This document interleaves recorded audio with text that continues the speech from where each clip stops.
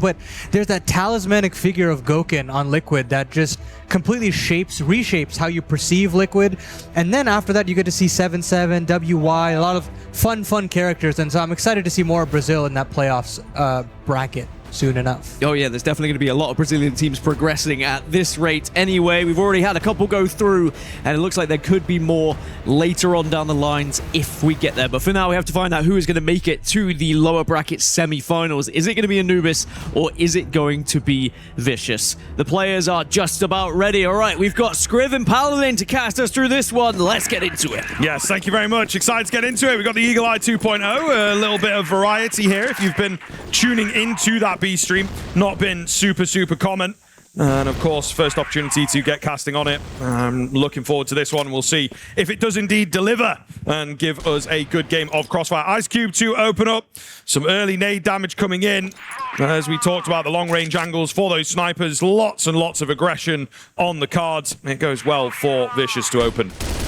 It puts a lot of pressure on Ice Cube. It puts a lot of pressure onto Dirty as well. You know, they've really got to lead the way for both of their teams as far as the firepower is concerned. And if you're the Vicious, you're very happy to start off with a 5-on-4. Rest on your laurels a little bit. Play out the man advantage. The hotel is still occupied, though, and Noor will find the equalizing kill. Now, these offenses, they don't tend to be that quick on both sides.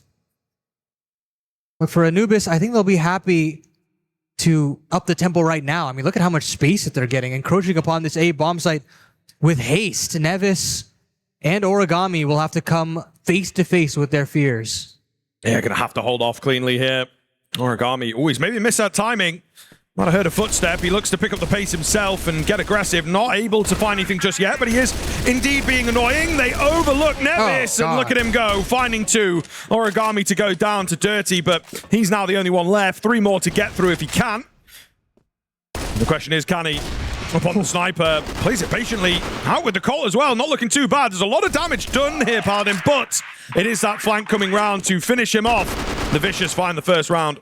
Yeah, that's very nice. I mean, it's a little bit of, you know, mismanagement there from Anubis on the actual site hit. A couple of corners missed, hoping that the flash kind of carries them throughout that round, but not to be, and Vicious capitalize. You have a big round from Nevis, a guy that you need to hold down that B bomb site. And alongside Origami, 4 kills between the two of them, and so far the defense looks good. It's a secondary picked up by Nevis, and again, this twosome seems to be getting the job done over on this side of the map. Yeah, certainly going to be the case. Nice find from Ice Cube. Just to shore up the round, it feels like here, Paladin. Oh, it's fast from Muffin, but going to need a lot more like that to get this round done. They will indeed look to play away, as things are slowed down by the GR side. Vicious not looking to take too many fights at this point in time. Just gathering information if they can. I mean, the best part about this map, if you're on that global risk side, is if you have a man advantage, I mean, you can give up the courtyard, you can give up every angle in terms of the encroachment, because there's so many angles to clear once you do get to the site proper. And double sniper setup to open things up makes things even more of a nightmare. They've spotted out PBZ in the back of the A site. And Muffin will try his hand. He's trying to flush him out some way, somehow. It doesn't really matter in terms of the HP. And J-Leo's on the other side as well. And yeah, unfortunately, Muffin just slightly off the mark. Sure, Dirty can pull one back, but the Vicious continue to compound the pain here on the global risk side. They look very nice with how they're managing a lot of these angles and getting a little crafty, so to speak, with these crossfires. Yeah. No, for sure. This, of course, comes through for the Vicious, their pick, so you maybe expect big things out of them. It is that Ankara up next for Anubis, which feels like their avenue of opportunity. Oh, okay. I'm a little surprised he didn't spot him. Maybe just not quite reacting fast enough. All the same, they know that they now have to deal with an advanced angle in hotel. That's definitely how it looks at this stage. Certainly so. Anubis do get that mid space.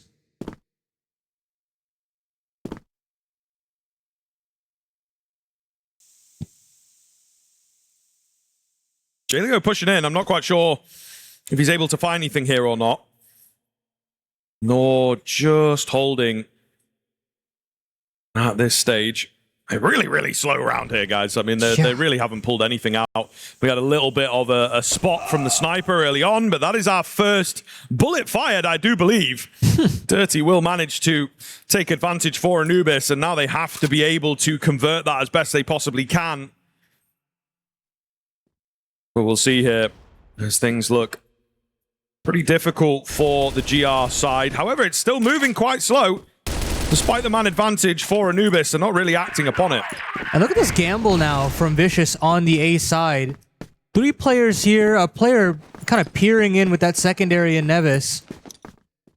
And the Vicious don't really see anything they like on that A side, so now they're going to go and gamble the other way.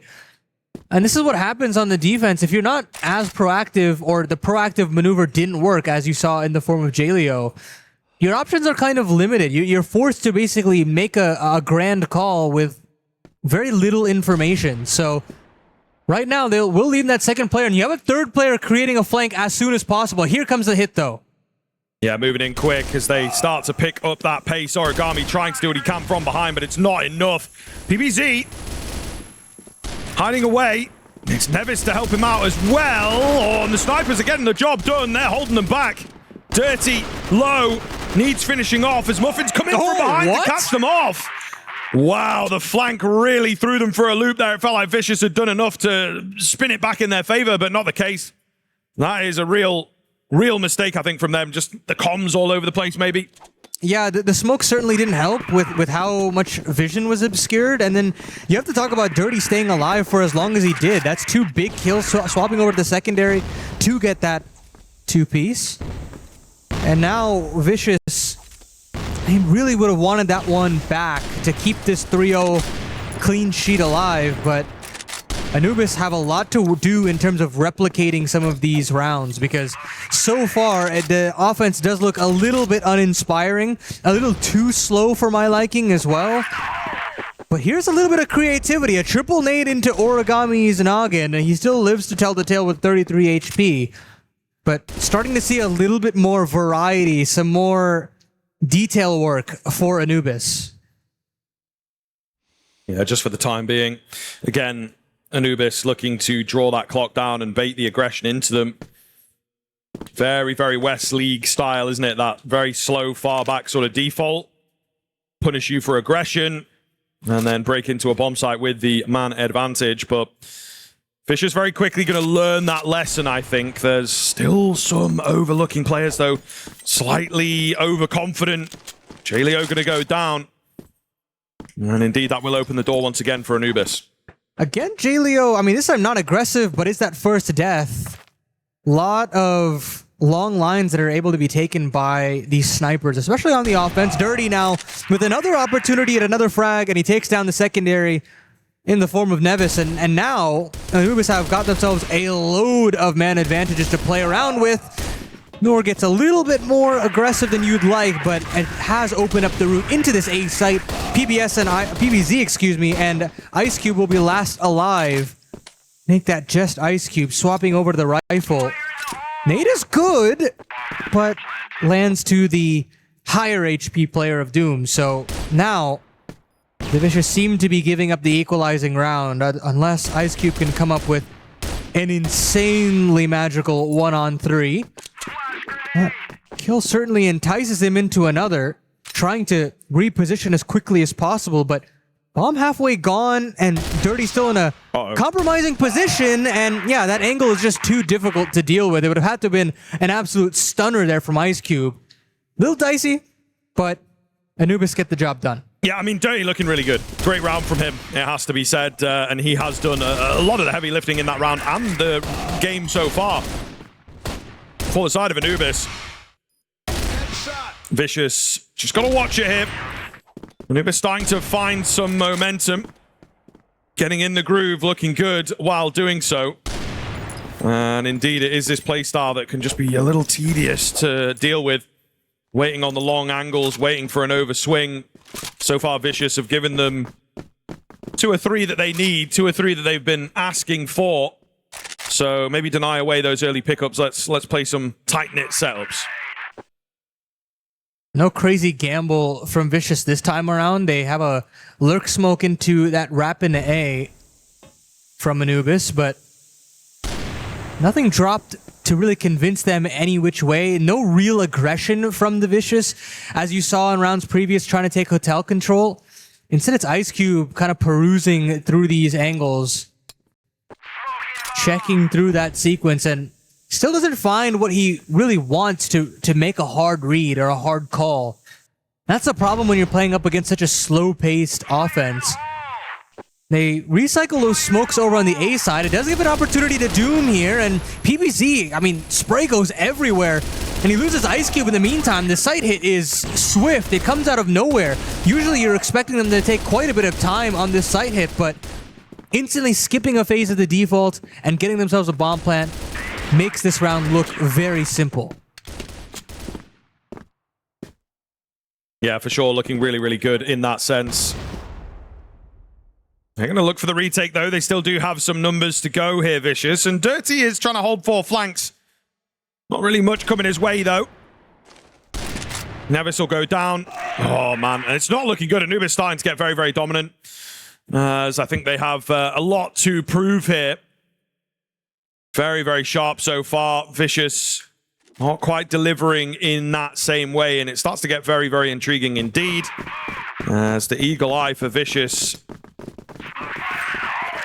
not as effective as I might have thought. They anticipate some aggression towards Fountain. Nice nade stackage over there from Anubis, but it's not going to be the case. There is aggression coming in, though. AG.AL to go down. 4 on 5. And there's this mindset from the Vicious to take over all of that long B space, and they'd use that in the form of AG.AL, and it's just not been working out. It's been read like a book by Anubis every single round.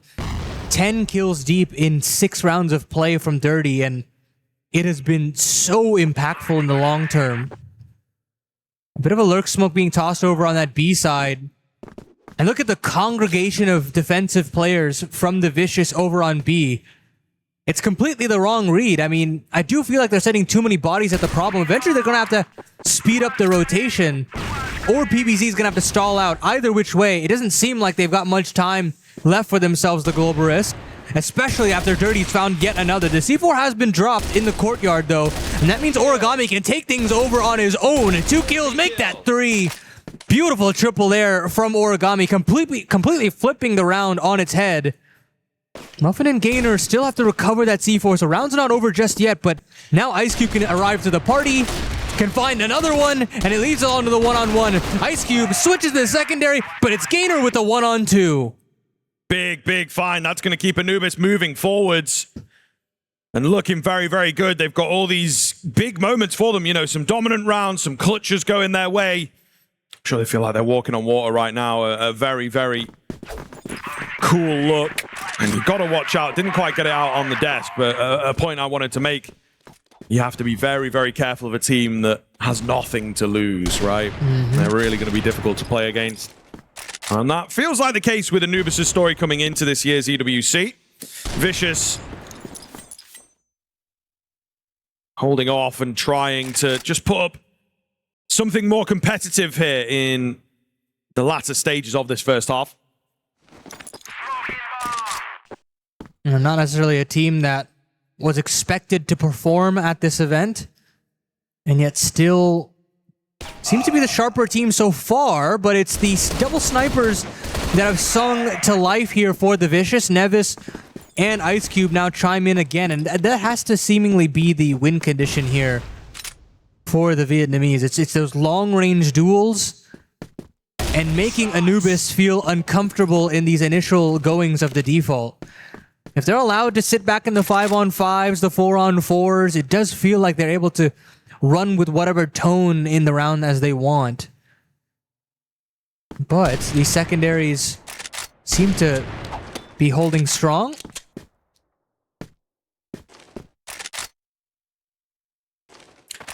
Just for the time being. We'll find out if there is a way back round for Anubis. Taking the long route. as they will potentially look towards this B bomb site. I think feels like one of their better options if they can. Timeout coming in as well after this round. We'll find out what the trend is at this time, whether they can bounce back. Still got a round to play ahead of them, though, of course. However, short-lived by the looks of things. It will be Doom. Maybe try and take a couple of names, but it's not really going to result in too much at this stage. Eats a flash. They will be after him. They will be onto him, and they will finish him off. So Vicious, for the first time in a little while, able to get a round back. And now the real discussion comes towards how do we deal with this double sniper setup? How do we encroach upon these sites without essentially a free pick on a Jaleo?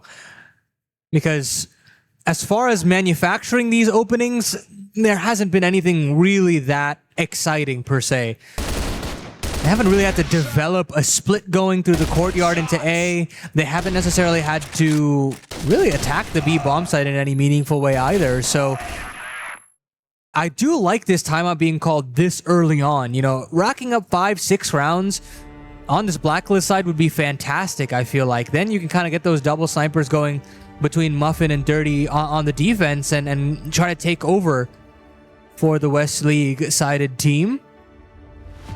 So, be very curious to see what the change up here. Maybe a pace change? Trying to go a little bit faster in courtyard control, or maybe faster into that A setup, getting Muffin or Dirty on that angle as soon as possible. Yeah, certainly I think some mix-ups, though, is the key component to consider here. Just to try and stay ahead. I think, again, they know that there's a difficult road if they lose their effectiveness here. So, an awful lot to keep up with. But time indeed going to tell. It feels kind of challenging to know which way this is going to lean. I think that's the case for both of these teams, but particularly Vicious. Like, they're really unsure of what to look at on that Anubis side. We're just about ready to go, but they have teased us. I think we have a small tech coming through at this time. Little headset off, so hopefully not too long of one to deal with, but going to be sat here for a little longer, I think, Paladin. You know, the tech timeouts have been efficient. We've had a great crew for the CROSSFIRE setup this year, as is every year. Very exciting to see how efficient the tournament has been so far. I've thoroughly enjoyed my time. Nice. Thanks, man. Yeah, we've been taking a few pictures while we're in Paris, you know. You came when you were very young. So we've been trying to recreate the pics. Yeah. That's been fun. I've enjoyed being here and the tournament as well. Of course, always good. You know, I like the sound of my own voice. So it's nice to be able to do CROSSFIRE. The games run on quite long, so I get to talk a lot. I'm sure you do. I'm sure you do. You get to be in a venue, you get to hear your voice, you get all the kinds of feedback. Yeah, it's good. It's good. It's a treat to be able to do here at EWC. And I'm sure these players feeling the same way, that they get a really, really great stage to represent themselves on. A lot of nationalities involved in CROSSFIRE still as well. And that's always a big deal, you know, got the country behind you, that scene behind you, a lot of expectations, and I know that Penguin's quite excited to see Anubis play here and hoping for big things. Yeah, I think the European side of things have always been dealt a tough hand. I really did like the moments from the Falcons earlier on in the tournament. Or sorry, excuse me, not the Falcons. I meant to say Nemesis, who are both playing each other right now. Right. In their other lower bracket game. But yeah, the Europeans have looked pretty solid so far in EWC, I would say. I think the only team that we were like really having question marks about was going to be the team that we have playing right now in Anubis. So I feel as though the upward trends are definitely coming to fruition here for the European sides. They're always dealt a tough hand, you know. It's like they've got to always go up against these Chinese teams. I mean, the Vietnamese guys, the Filipino guys as well have both as regions really flung up themselves in the rankings. Even the Brazilians. I mean, the Brazilians at EWC have looked fantastic. So it's true. There's definitely a lot of catch-up work that the Europeans have had to do, and I feel like this is going to be a great learning experience for Anubis, and I think in their minds, to go deeper in their tournament, get a little bit more experience is the name of the game. Yeah, for sure. I think there is obviously a real onus on those teams to keep improving year on year. And with something like EWC in the calendar, it's going to give you a lot to aim for, isn't it? So, yeah, I think they do indeed get very excited, push their best foot forward. It's been a long day. That's my first little trip up. But all the same, we are just sat here in this technical pause, hoping to get things going into the rest of this Eagle Eye. I was excited for it, and, well, it seems like we do have a bit of a wait before getting into things. Can't quite catch. It does look like it's on the side of Anubis, as we've got, you know, referees and whatnot a little closer to the action than normal. Maybe looking to change things up. Not quite sure. We'll try and feed you some info if we get it. Who's your dark horse for this tournament? I mean, we've seen a lot of secondary stream matches, so we haven't necessarily seen like the most amount of qualifying. We haven't even seen the Chinese teams, to be completely honest. It's normally the case, though, isn't it? You know what I mean? They just stay in that upper bracket. Yeah, but we likely will be seeing some tomorrow in the form of Evolution Power. I'm actually curious if we do get them on this stream, but that might be the one Chinese team that we can watch. Sure. I think Stallions probably fit in that bracket a little bit. That's maybe what the hype is. We do have 2 Filipino members of talent, so, you know, they sort of drip thoughts into our ears, you know, about, yes, the Philippines, yeah, we're getting so much better, guys, you know, big us up. On the broadcast, of course, they would say that, but it is also true. I think Stallions come in all guns blazing, and there is a world in which they can kind of make that lower run. That being said, you know, the side of Liquid, a little impressive. Maybe you could say Rock, would they be a dark horse? But yeah, coming into today, I did feel like it would be Stallions, but they have a long run back in order to do that. And a bit of a tough game earlier against Liquid as well, which I think will potentially have knocked them for 6. You know, 2 very, very, very close maps there in that particular series might be enough to stem the morale. And I think that's something that a lot of these teams do struggle with, is kind of keeping their heads together. The Chinese teams, the Brazilian teams, that's why maybe they stay in spot 1, spot 2 as a region, because they just have an extra layer of maturity to them, able to bounce back after tough maps and tough series. I think they value the mental side of things way more, right? You talk about how loud they get in some of those like late round situations, or, you know, after big clutch happens, they really make it known that, you know, the opponents have lost a very critical round. And you have to really stew in that. And it's not something that I feel like some of these European squads, I don't think they get the most loud, the most excited. And I think it could really, you know, be a net positive in the long run. I would like to see that kind of lightning rod of a player in this region. And hopefully we'll get to see that a little bit more if, you know, Anubis can take this map. We can potentially move on further along in this tournament. As we get back into play, round number 8 now is Anubis trying to manufacture an opening pick over on the A side. A little bit pacier here as they encroach upon Ice Cube. They find their man almost straight away. PBZ now cornered, shrinking into the back of things, but he fights tooth and nail alongside AG.AL. Then AG.AL, now that he's alive for a little bit longer, has found his impact as well. Yeah, we indeed come back to a faster round, as is the classic. Still got Dirty in the conversation, though, and I think he could be very, very effective here. He's got that C4. He's looking for the plant. Slow but sure, making his way towards the A side of things, as he hopes to just find a pick. Maybe his teammate gets one before they do indeed commit to this bomb plant. But easier said than done at this point. C4 going down. And we'll see. I mean, one quick kill from either of these snipers, I think, could change things. However, a missed shot from Muffin, not going to be good enough. Dirty does come round with the information. However, he spotted out the next 2. It's all going to be on to him. He's lost his teammate. Maybe wanted him for just a little longer. Trying to play around the edge of the smoke. Not going to work out for him. Sniper still up. A positional change. He's trying to isolate the one-on-ones. That missed shot will cost him. And that one will cost him his life entirely. Vicious back to even things up. You know, I felt like Dirty had every opportunity to win on that. Like, you know, positionally, he's played that perfectly. He's found a safe haven to dodge a flash, to dodge a nade. He used the smoke very critically to join up on the staircase, but just isn't able to be as accurate as you'd like. He even had the pre-aim setup and everything. It just felt like destiny for Dirty to win that, but not to be. That is just CROSSFIRE for you, a game won and lost by mere pixels. And the Vicious equalizing things, they'll certainly be happy that they have a second lease on life here, clawing back a couple in a row. Especially now that you've got AG.AL off the mark, you're still having these snipers cooking up a storm. The core of this team is slowly whirring to life. You're getting a little bit more consistency out of them. Yeah, absolutely. Might take a bit of time, might take a bit of adjustment, but they are indeed looking a hell of a lot better here as we span into the final round of this first half.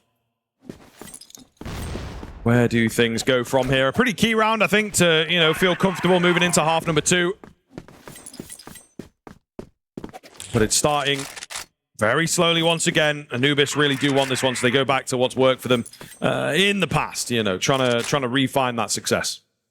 And it's a late lurk from Muffin peering down A. You've got that classic lurk from Gainer in the middle of the map as well. And it's this 3-player sequence. They've got this lurk smoke to give them a bit of space. But still, dealing with Nevis is going to be a tough ask. This pixel angle is always very deadly. Hotel Presence is the name of the game for Anubis on their side. And they've gotten quite a bit of inroads here, but it's just a standoff everywhere you look. Nobody wants to be that first point of contact. Now, Doom will think about it, or Gainer rather, and Nevis will nail the shot straight away. AG.AL still, I think, spotted out a couple players in that hotel area. And this is giving plenty of relay information over to Vicious. 35 seconds left on the clock, though. We swing and seesaw back between these two sites as Anubis now wish to end up on A after a bit of a fake thrown out by Doom. Yeah, absolutely. Ice Cube in on the site. He's going to be the last line of defense, it feels like. He's able to hold the line, however, and his teammates come round. Lovely, lovely spray control from Origami, all onto Doom. Looking to just try and find the first here, Paladin. Not looking too likely, is it? They're tracking him down. Know all about him. There's no time left in the round either, so he will be forced away. They might take him after time here, but not quite fast enough. They'll swap over, and, well, Anubis, since that timeout, since the, you know, extended tech, just totally disappeared. And this is something that can certainly happen. They've got to figure it out quick, though. It may well look like a close game, but it's starting to feel like Vicious are going to take over into their blacklist side. Yeah, certainly so. And I mean, once you realize, like, playing the 5-on-5 is actually pretty advantageous for the Global Risk side, things looked a lot better for them. They were dealing with the site hits a little bit better. The crossfires looked a little bit more put together as well. And now the Vicious take to this blacklist side. It'd be interesting to see how pacey they want to be with things. And speaking of pacey, I mean, Anubis straight away, all out aggression in through the courtyard, and they've gotten so much room, that deep smoke all the way at the offensive base, or nearly there anyways. Puts a lot of pressure on Vicious to kind of stall things out.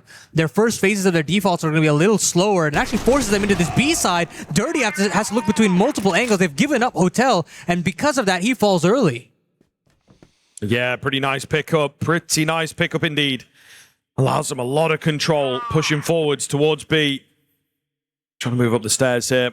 Gainer, meanwhile, keeping an eye on things as he's found himself in behind one. Can he get any more? Origami looks for the trade, but can't quite find it. Meanwhile, Nor does go down in the same spot as Dirty, so that's certainly something to look back on. You know, a little over-aggressive from Anubis in certain spots, but they have tiny bits of control. Courtyard, I think they can still definitely avoid all this action, but it does feel like Vicious are looking to give them the fight. Muffin on that sniper, looking good. He will go down eventually, and just thanks to these early pickups, I think that Vicious will get this done. Gainer trying, failing to find these kills, but they also can't find him. This is a real fiesta over here. Caught reloading, though, and he will go down. That's a little close for comfort. Paladin gives me a look. Very messy round from both sides. I mean, you've heard all three guns from the defense. At that point, you've got, I mean, even if you have a foot race over to either site, you will win that race. But Vicious try to kind of lay down the law from a firepower perspective, and very, very lucky to get out with that round. I mean, if they do lose that, I am scratching my head and then some, especially after you killed both of the two site players on the B side of things. So, very concerning sequence there as the Vicious side of things want to actually capitalize on courtyard control now, taking down Doom, bringing us to a 4-on-4. You probably favor them in an even man situation, especially when Muffin is the only line of defense here on A. Nades coming over the top, as Muffin will be indeed holding a long line, trying to be effective while doing so. But an easier said than done kind of task at this stage. Nevis trained in, finds Nor, big find actually. And again, a little bit of sloppiness from some of the Anubis guys with some of their peaks, with the overconfidence or the lack of bits of knowledge that is coming back to bite them here on Eagle-Eye. You have to bear in mind, again, it is 6-4, but Vicious are on quite the streak at the moment. Really, really looking good as they've strung rounds together. Gainer, Dirty, Muffin, all split at the moment as well. Gainer's pushed in, doesn't find a kill, however, so the Jig going to be up over there. Can he get anything done? It's Muffin who is trying to hold them together. He's dropped that C4 with those finds. There's still plenty of time to get it back, but suddenly we're in a 2 versus 2 where it felt like it was going to be a more one-sided affair. Oh. The snipers could be super dangerous here. Absolutely.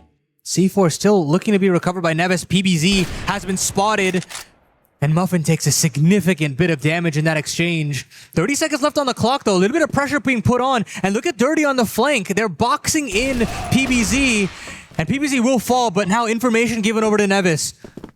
Still has room to get the plant over on B, has booked it almost instantaneously after hearing that bit of information, and now has the chance to get this immediate sight line onto Dirty, spots him out, can pull out the sniper, but isn't able to actually connect the shot straight away. Dirty's there to capitalize, and that is a much-needed spark plug for Anubis here on the comeback. Yeah, absolutely. A big find to keep things close and to just prove to themselves they can get it done, that they haven't completely lost their magic.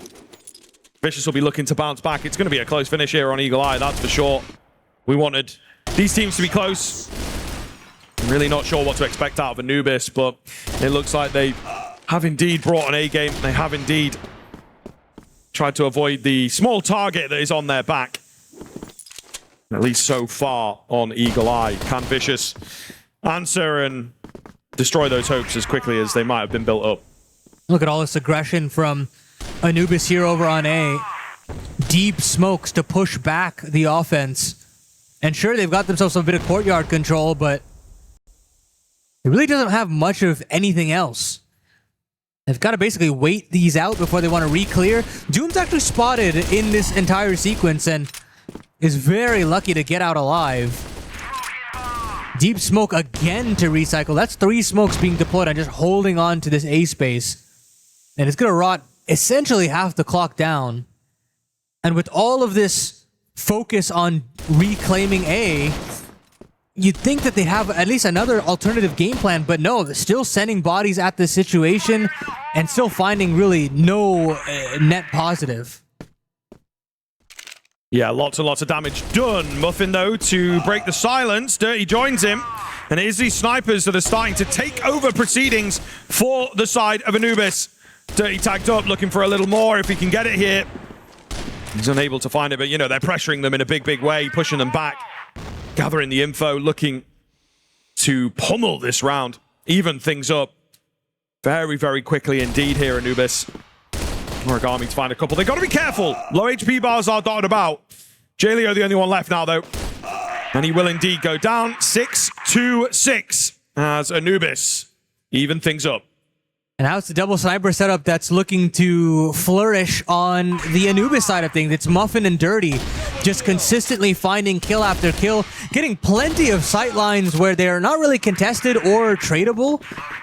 And with that, Vicious, I think this pace is not fast enough. I think at a certain point, you got to make these snipers feel uncomfortable. Muffin and Dirty are really having their way with things. And this time now, Noor is going to get a little bit more aggressive himself, but it's all Dirty on the other side of things, and it's an absolute sweep from Anubis. This global risk side now whirring to life on their side of things. Yeah, absolutely, and it really starts to open things up, of course. They've got their own pick of Ankara coming up next. Vicious, suddenly the onus is on them to deliver. Suddenly it feels like the game getting away from them, so hopefully that's not in the backs of their minds. They just go from one round to the next. Try and keep it as competitive as they can, but if Anubis can keep that up, this might be a quick finish here to Eagle-Eye. Sniper out, spamming away. Frustration spam, I feel, at this point. Ice Cube, he's still going. He's still going, using the entire magazine. Nearly said clip, but that's not what you say, apparently. I'm told. Nonetheless, nothing coming off the back of it. Ice Cube now taking hotel control. I mean, Vicious have nearly... I mean, both sides have really not prioritized hotel, but it's so powerful. And PBZ will be the first player to breach that side of the map. And now pressure on a Dirty once more. It feels like this guy has stepped up at every point of asking. And he's got Gainer right behind him to bolster this position down even further. C4 still all the way back near the base. And so for Vicious, you can still see that this slow, methodical style that has really not netted them the success you've been hoping for is going to continue to be that slow, methodical play style. Yeah. All goes down. Kind of a big deal at this stage. Muffin misses out. Still got Dirty in proceedings. That's the one that you got to watch here, and they will indeed start moving into his crosshair. What a flick, as wide as they go. Looking for a bit more. He looks so damn good. Ice Cube will try and keep them in proceedings here, but he's got a 1 versus 3 to complete. And there's another player at the back end of this A-bomb site that I don't think he will be expecting. Walk straight into it. Up to 8 now for Anubis after a shakier start there, but it's big man Dirty that they can lean on. Having a fantastic map. And Anubis are starting to turn some heads here, I think, with how they are playing. Yeah, nasty, nasty sequences here from Dirty. Just multi-kill, flicks, pistol work, everything looks just so sublime from this guy. The game looks so easy from his perspective. Knocking on the door for nearly 25 kills in 14 rounds of play. You can't really ask much more from your primary sniper. And the fact that both your primary and your secondary on this B side of things have not been avoided at any point in this second half for the Vicious is kind of concerning. You'd want to switch things up, and now you've got this aggression from Noor, who's still sowing some seeds of doubt in the minds of this Blacklist side. And with that, I mean, he's still not been found out. Noor's still not giving this up, and nobody's really watching for this. There's an expectation that Noor's just fallen all the way back, and now he's going to start this box-in as Muffin doubles up, brings us to a 5-on-3, and now Noor can strike. Anubis and this global risk side, it just looks magnificent. Now it's Muffin's turn for a highlight moment. It's just Origami now, and a 1-on-5 needed. He'll pull 2 back, but they all feel like consolation frags. Origami super low does get taken down. Fantastic here from Anubis. And I mean, Noor was in behind. It was information at the end of the day. The fact that he's able to strike and find kills is a really, really big deal. Man, these snipers, though, it's kind of what I noted, you know, when Dan was asking me why I enjoy this map. It really does hand itself to that. And I think it's maybe why we don't see it so often. They can really, really dominate. As we are seeing here, Dirty and Muffin looking very, very good. Very close there on the smoke spam from Dirty. It just feels like he's destined to connect with one of these shots at a certain point. That's just how good he's been feeling right now. But again, so much of a focus from Anubis here through those double snipers. Over here on B. But this time it's a triple setup towards the hotel.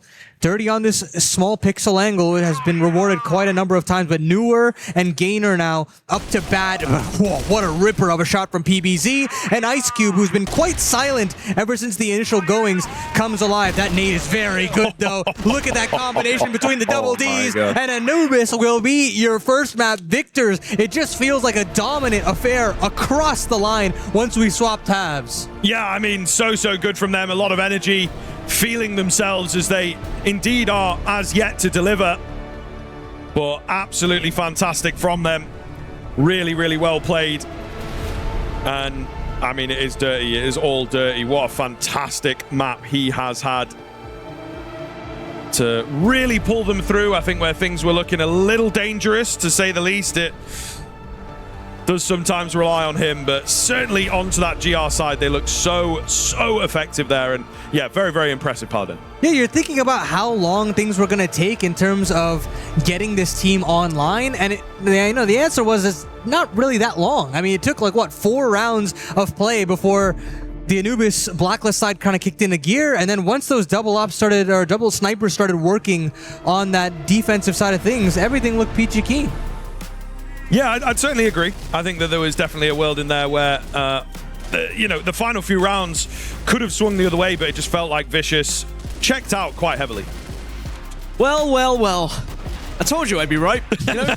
I told you my opinion was absolutely correct, and I am the best analyst in the game of CROSSFIRE, but wow, yeah, what a huge surprise. Anubis able to take down Vicious, and again, we didn't really know what to expect, right? I don't even think Vicious knew what to expect as well. So in that aspect, maybe Anubis had a little bit of an advantage coming into this one, but I think Vicious will be a little bit disappointed they didn't capitalize on some of those rounds where they did have an advantage, where they did look ahead, and somehow they were still able to throw it away. But it does mean that Anubis are going to have the lead now going into this series, and as we look back at some of these highlights, you know, Vicious had the lead, but as soon as we had that switch over, it just turned a new dial here for Anubis, and they look like a different squad. Yeah, no, it was crazy. It was crazy. I think it was the fact that, you know, they go onto this defensive side, they get the double sniper setup straight away, and Vicious, they needed to step back, they needed to kind of reapproach things, and they just never really did it. They allowed Anubis to fully control that global risk side in the second half.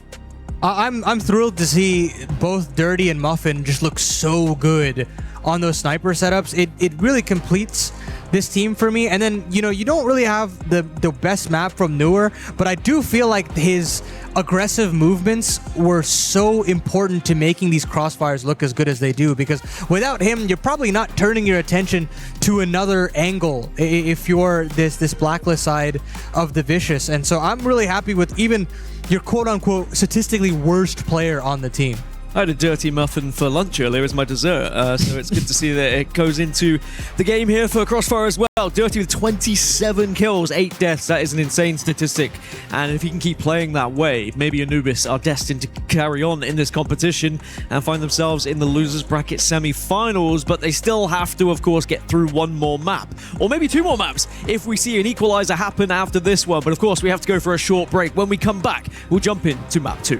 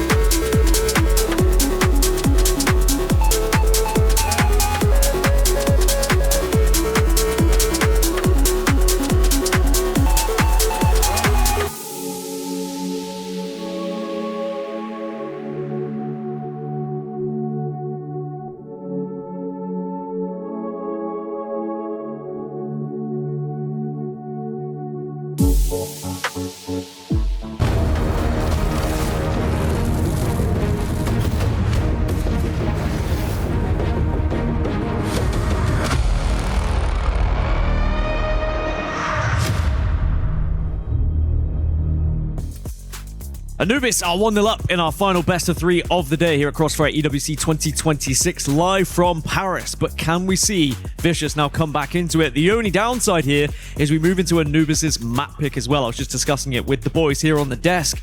Anubis have tried to target Vicious here. They've gone for Ankara, which is something we saw Vicious lose yesterday. So really, they have a huge advantage going into this next one. Yeah, I think it is safe to say as well that second half, again, we'll harp on it, but like it just sort of came out of nowhere. I think Vicious are going to be really blindsided. So there's a lot to contend with. We talked about how important the mental is in these series. But yeah, I think now moving into Ankara, they're going to be scared for sure. You speak about the conversation of nothing to lose, right? And Anubis are in that very situation, and it just feels like they're playing very freely. I mean, you're starting to hear them get a little louder as the series has progressed. It just feels like they're at that 10 out of 10 position form that they're kind of looking for, that I feel like they have all the tools to get it over the line here in 2. And whilst it was a clear ban or a clear pick to try and take a map that we saw them struggle on yesterday, Vicious, they of course would have been able to go home, they would have been able to research it, they would have been able to find out what went wrong in case it does come back up as well. Do you think we will see kind of them benefiting from that here? Do you think they'll change up the strategy from what we saw yesterday? Yeah, for sure. I think they will have learned a lot. And they can certainly go away and take that into this upcoming game. Again, we've touched on Anubis, like clean slate, things like this. I think that Vicious will have a similar kind of mindset. There is also the fact as well that I wanted to touch on is Dirty being in there. You know, he's got a really, really solid first map for sure. Can he do that again? Not quite sure. You know, is it going to be a map that leans into the snipers as much? Not quite sure. So Definitely there's a few aspects that are removed from what happened on AG.AL. Right, it's going to have to be another appearance from maybe a player like Doom, Gainer, your riflers essentially, because Dirty can only do so much, and I feel like a lot of it comes down to more macro ideas on a map like Ankara. How do you adapt to 6 A-sided hits in a row? Like, do you send that third player over to defend? Or, you know, how do you change up the offense? You know, if that A-sided approach doesn't work, how do you find a split in? So there's a lot of ideas that have to come forth, and this is going to test a different side of Anubis's mental and strengths as far as the series is concerned. I mean, if it was up to Scriv, it would be Eagle Eye every single time. I think if it was up to Anubis, it might be Eagle Eye every single time as well, but we have to change map, sadly. And with Ankara, I do feel like the conversation has been so far that it's that kind of bogey map for a lot of teams. For some reason, they seem to struggle on it. Is it because one of the sites is harder to hit than the other? What is it about Ankara that makes it so different to other maps? I think it comes in maybe alongside Black Widow as, you know, your baseline map. Everybody's got to know how to play it. So it's like if you pick into it, there is a chance that your opponents are just so comfortable and someone's going to have that life game. Someone's going to have that moment. It doesn't necessarily fit in as a map for a lot of teams where it's like, right, we have to permaban this away. A lot of times domestically, it'll find its way into a series. So everybody has a lot of experience. Everyone is capable. And sometimes it's going to be your day on Ankara. And you hope that it's not your opponent who's having that day, which is maybe what happened to Vicious yesterday. It's funny because the only team that I can think of that does not have that issue with a gambling style is Baisha. And they seem to not be able to lose on that map at all. And it just feels like the Chinese teams have a great understanding of how to play the map. And it comes down to, you know, the fundamentals of why are you gambling? You know, are you using enough information to make those gambles, or are you doing it blindly? And sometimes some of these lower ranked teams don't necessarily understand that, you know, you need that extra bit of information before you call a gamble like that, you know, before you are actually having to fall into the conditioning a bit more. So I'll be very curious to see who makes these adaptations the fastest, and I think that's the team that probably comes out on top, because yes, there is some gambles, some risks that have to be taken as far as Ankara is concerned, but there is a way to bottle up those gambles to make it look a little less like you don't know what you're doing and you're just saying, okay, I'm just going to throw in some ideas on the wall and see what sticks, or, you know, there's some method to the madness, as it will. Now, just to put your feet in the shoes of Na'Vi, who are probably watching this one and very curious of how Anubis are going to be performing in particular, do you think they'll be surprised with how Anubis will be doing? Do you think they'll be worried with Anubis potentially progressing as well?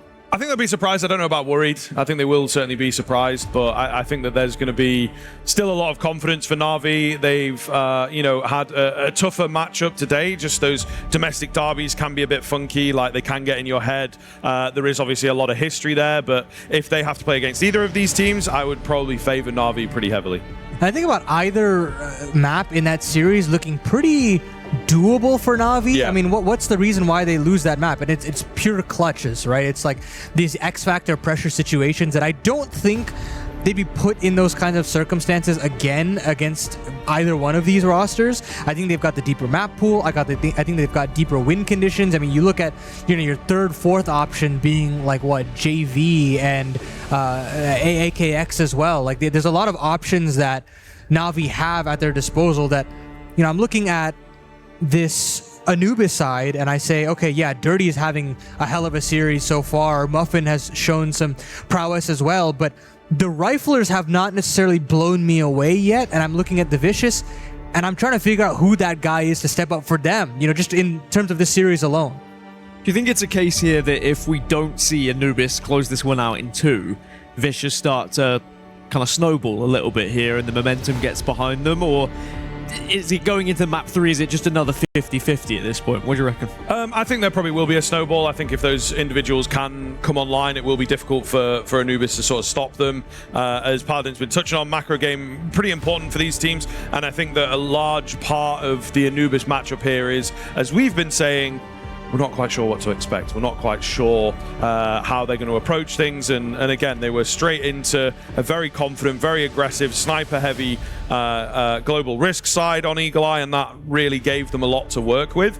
I think that in that first half, they played very slow, very far back. That's very sort of West League style. Took a bit of time for Vicious to get used to it. Once they did, they actually started, you know, winning rounds and picking up momentum. And my point going into the second half was that it's not as close as it looks, guys. You know, keep an eye on this. And then, of course, they start stomping. But in terms of the scoreline, it didn't paint the full picture of how things had panned out in that first half, in my mind. So, yeah, I think there's definitely a position that Vicious can get to where they do start picking up a lot of confidence against this team. I think there is just a good degree of being unsure. Paladin, you had said that the Riflers kind of hadn't done enough for you. Was it more down to positioning or just raw aim they were struggling with? Well, frankly, they didn't even have the opportunity to showcase themselves in that game. I mean, it's your double snipers that are doing all of the heavy lifting for you. So maybe it's not necessarily that I don't think that they have the potential to do it. It's more so I didn't see it here just because they haven't had the opportunity. Yeah. So, you know, they're going to have to put up or shut up on Ankara because there's going to be no other choice for these Riflers but to step up. Well, we'll have to see whether Anubis can close this one out 2-0, or will we see Vicious tie us all up? We're going to find out right here, right now on Ankara. Thank you very much. Excited to get into things here and see if Anubis can deliver again a full surprise, a full upset, certainly on the cards. I think there was a chance, right? It's not this big deal, but it certainly felt like Vicious were going to be a harder team to put away for Anubis, especially given the circumstance and the lack of warmth for Anubis after missing day 1. But all the same, it's a question of whether they can do it again. It's hard to tell at this stage. Doom going to open us up, though. Really gets confident there. He will get taken down by the nade. A nice little backflip on the way out. AG.AL finds Muffin. That's a bigger deal for me, as it now gives Vicious that man advantage. Big man advantage to have. Now they can kind of sit back, wait for the re-aggression to come from the defense, but nothing just yet. A little bit of a gamble here from both Dirty and Noor, and of course, I don't really have any other choice, especially considering Gainer's on this flank that's continuing to brew.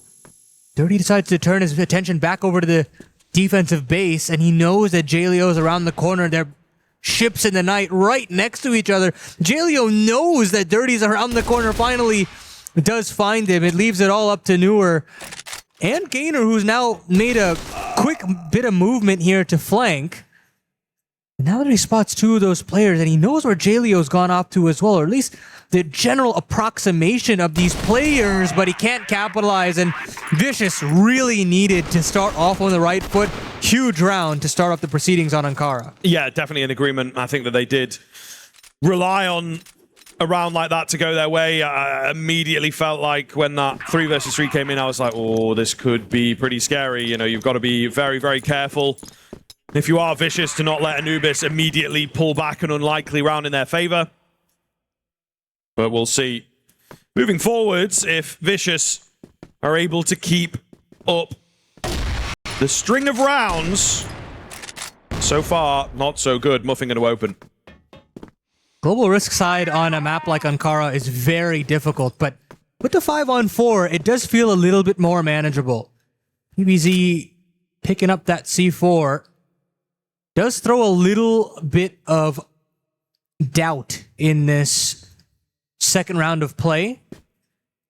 Now looking towards that good old A site, tried and true in terms of finding a blacklist round.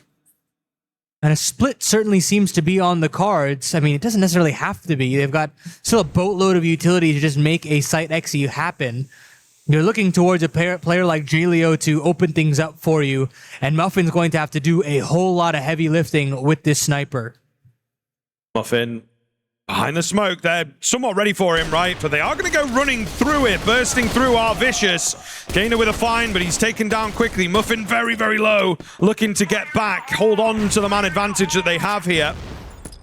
Lots of nades coming in, nothing quite found just yet. C4 on its way as the smokes come round.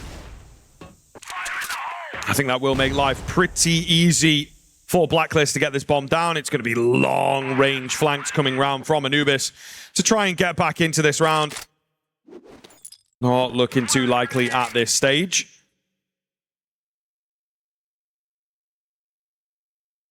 That's a bit pacey on this, you know, bombs nearly halfway gone at this point, and they're going to have to give up sound cues. Origami has heard all of this, and he's found the first. But are they aware of Muffin's flank and Newer? So many players coming from this direction.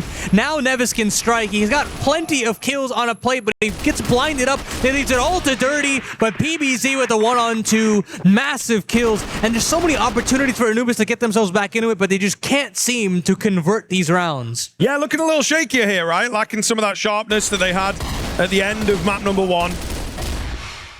It does seem to be not the best of starts for them, despite things looking good. Maybe lacking some confidence, you know, 4 versus 3, dropping back. It might have been nice to see them just retain control of the site, sacrifice a player for it. Spam coming through. Sniper Tracer's looking to be followed. There's Noah moving in slowly here. Ooh, spots the tip of the head, can't quite find it. So both players will move back, but it's a good bit of information. It's a good bit of letting them know that you are around here.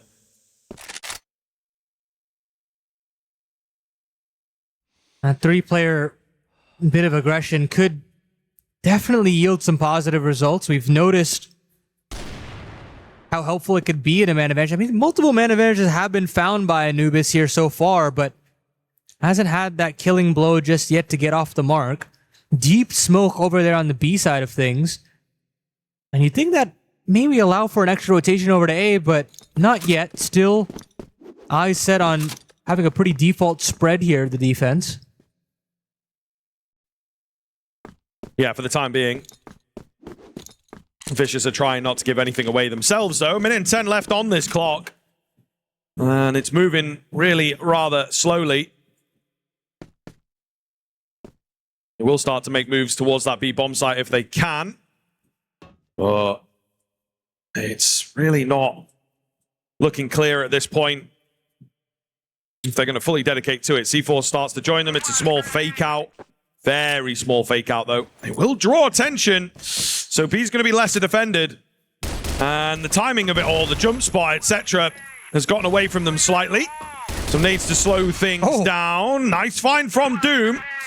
Nevis finds a kill towards middle, and they might know that this is all a ruse now, even despite losing a player there. Anubis still have to mount this retake. C4 getting tapped in.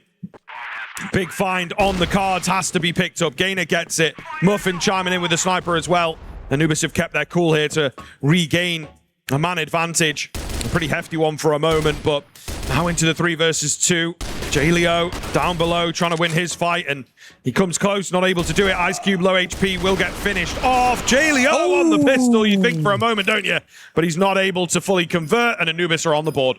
Nearly had it, but yeah, you gotta talk about the productivity of Anubis to suss out where Nevis has gone off to. If he stays alive, even in those circumstances, that's where you've always got that nagging feeling in the back of your mind that, hey, there's somebody around this corner. We can't really have all of our eyes facing forward, and with that, the rounds could potentially fall apart. But as soon as they deal with Nevis, the site retake looks a lot easier, and they get the job done, albeit a couple of hurdles to overcome along the way.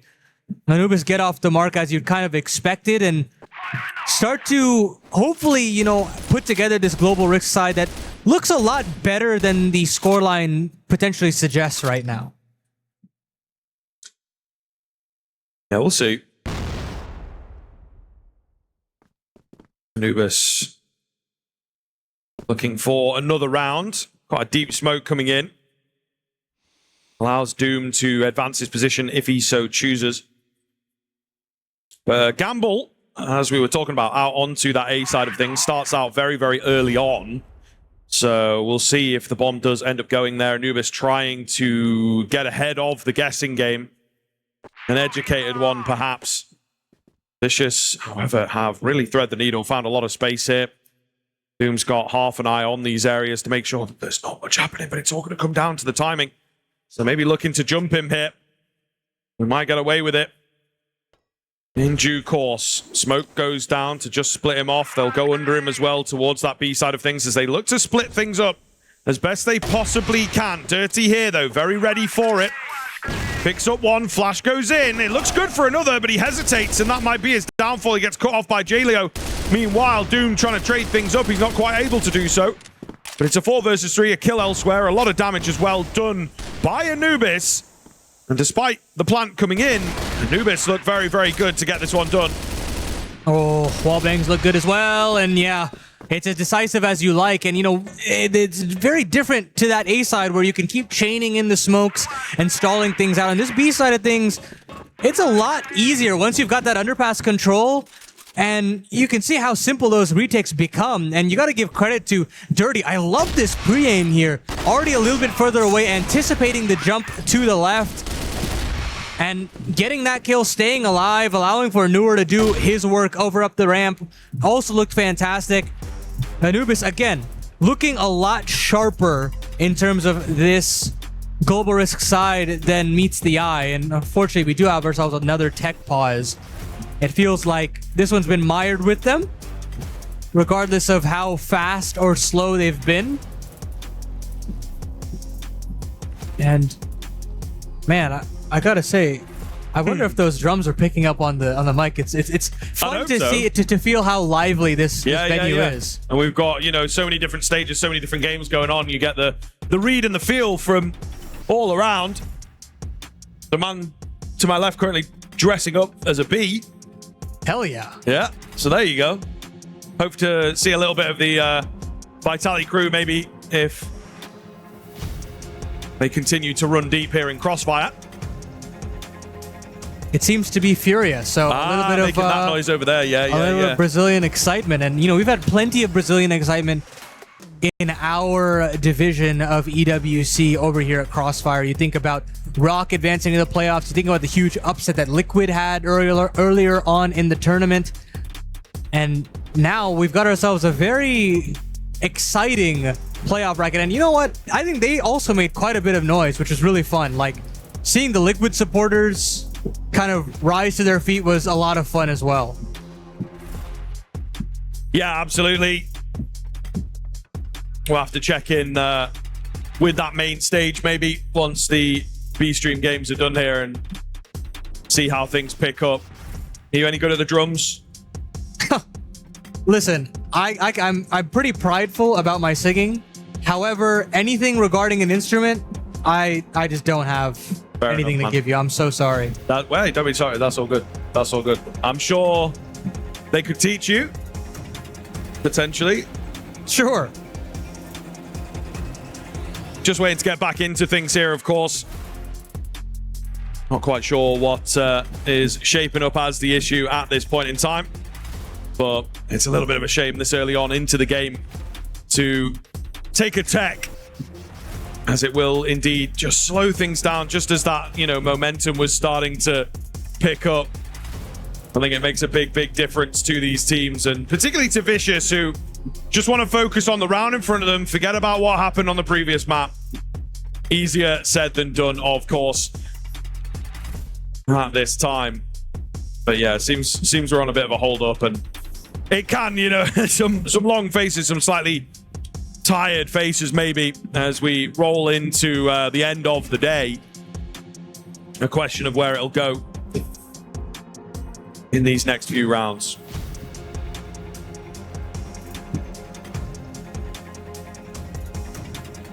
Feels like, unfortunately, for some of these West League teams, the tech pauses and what have you seem to be following them.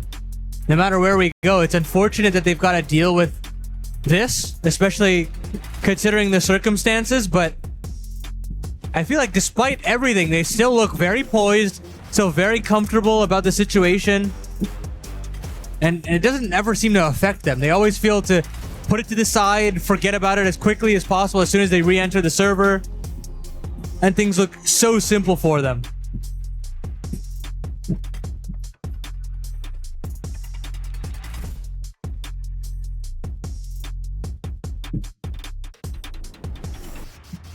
The vibe's off the chain. Now would be a great time to get back in and see how these players handle all this kind of noise, all this kind of pressure. And it does look like we're getting a little more active over here, just checking headsets and whatnot. So hopefully not waiting too much longer before we get into things. Yes, indeed. Here we go. So after a technical, thank you very much for bearing with us. We will be back into that action, and not a moment too soon, as Anubis Vicious. Hard split down the middle here, Paladin. We'll find out if Anubis can keep that momentum going. Wouldn't be surprised if they do. All 4 rounds of play now. Seemingly a winnable situation for Anubis. Still, scoreline reads 2-2 at the end of the day. And now Vicious has started to set their eyes upon this A site, or at least the beginnings of an A site take. Deep nade to potentially jostle up Noor, but doesn't seem to meet the mark just yet. And this initial gamble is actually the correct one as we continue to see this round develop. Indeed. Shaping up on the A side of things. Slow but sure for the side of Vicious. And maybe pivoting back, actually. So many options available to them. Dirty will find the first onto Nevis. Nice and clean, nice and easy. That might start to smell the ruse at this point. Contacting round to try and hit B. It is weaker defended. It is very, very weakly defended right now, actually. As Muffin's going to have to find one on this corner. Oh, the patience. The trigger discipline. As now he maybe calls for some support. Ooh. Goes back in, though. Buying off a bit too much. And yes, it's a 4 versus 2. Yes, they've dropped the C4, but those rotations are going to take a long, long time to get in here. The problem is C4 dropped quite a nice spot for the GR side to work from, right? They can now start pushing in, and they can split these 2 remaining attacking players up. How's it going to look? Spam through the smoke as they all go pummeling in. Really nice from Anubis to work together. It's down to just Origami. Clean find there on the first. He could definitely get this 1 versus 3 going. Yeah, he's gotten away. Does still have a little bit of utility to work with as well. He can wrap it at that A site if he so pleases. Decides to take a little bit of a hesitant look, and because of that, gives a bit of time to this GR side to book it back over to A. Plant coming in for Origami as we speak, but yeah, here comes that rotation from Doom. Origami has a couple of options in terms of how he wants to play the post. Decides to back up out of the site, at least temporarily, but now comes Doom and Gainer. Should be still having this one in the bag when you think about the trade potential, but they're giving him 1v1s, they're giving him opportunities, and Origami gets the clutch, a 1-on-2, a magnificent one to keep the lead alive for the Vicious. Crazy stuff. wild that they let him get away with that. I did feel it after that first kill, and he's able to get a reposition. It's going to give him a very, very solid chance. And he does not waste it. Yeah, it's that first move, isn't it? You never quite realize it until the clutch is over, but you are perhaps the first domino. I'm just getting a bit too over-aggressive. They had good information. They had a C4 drop. Anubis will be kicking themselves, and now it becomes an A-sided gamble once again. It might pay off this time around, though. Not expected 3 times in a row, I suppose. And the defense looks a hell of a lot better as Vicious try and pick up that pace, but Ice Cube's got 2. It's a 2 versus 2 now. We get the C4 planted. There's a quick flank that has been brewed here. 2 of them. We'll see whether they're able to predict it, able to deal with it. Yeah, they've got to have somewhat of an idea that at least one player is coming in from behind. Doom, pre-firing, trying, failing to find his kill. Dirty gets his. That distracts away enough. And they will indeed get it done. The flank just not considered in good enough time. Yeah, you could certainly expect one, but it's very difficult to expect another. And that completely stuns up the Vicious. And it just feels as though there's too much focus on this B site, I think. I feel as though this is a very A-site simulator type of map where you can continue to pummel that site if you have enough bodies. And, you know, this round previous, they did try to speed up the tempo, but unfortunately, not enough conditioning done to actually get that site open. Still had an extra 3rd player to man the defenses there. And the Vicious now are tasked with trying to figure out this puzzle. Nothing is being offered up to them in what should be an easier side, as you'd likely think. Yeah. No. Around this corner, trying to draw them in, and indeed will be successful in doing so. Only one, but maybe that's all they need. Again, it seems to be an A play. Change in the setup here from Anubis. As they do move away from the stack. So it's the side of Vicious trying to get the drop on them, but Gainer has held so well. He comes in for 3. PBZ going to be the only one left. He's picked off by a sniper. That is perfection from Anubis. And the GR that we saw over on AG.AL 2.0 starting to come alive once again here in the past couple of rounds. You know, I had an expectation from, you know, one of these riflers to step up, but Newer's had his moments, Gainer's had his moments. It doesn't have to be the Dirty and Muffin show. And with that, you're starting to see a little bit more potency out of Anubis, this 3rd-seeded European team, putting together a very respectable number so far in this first half. Still a lot of work to do, though.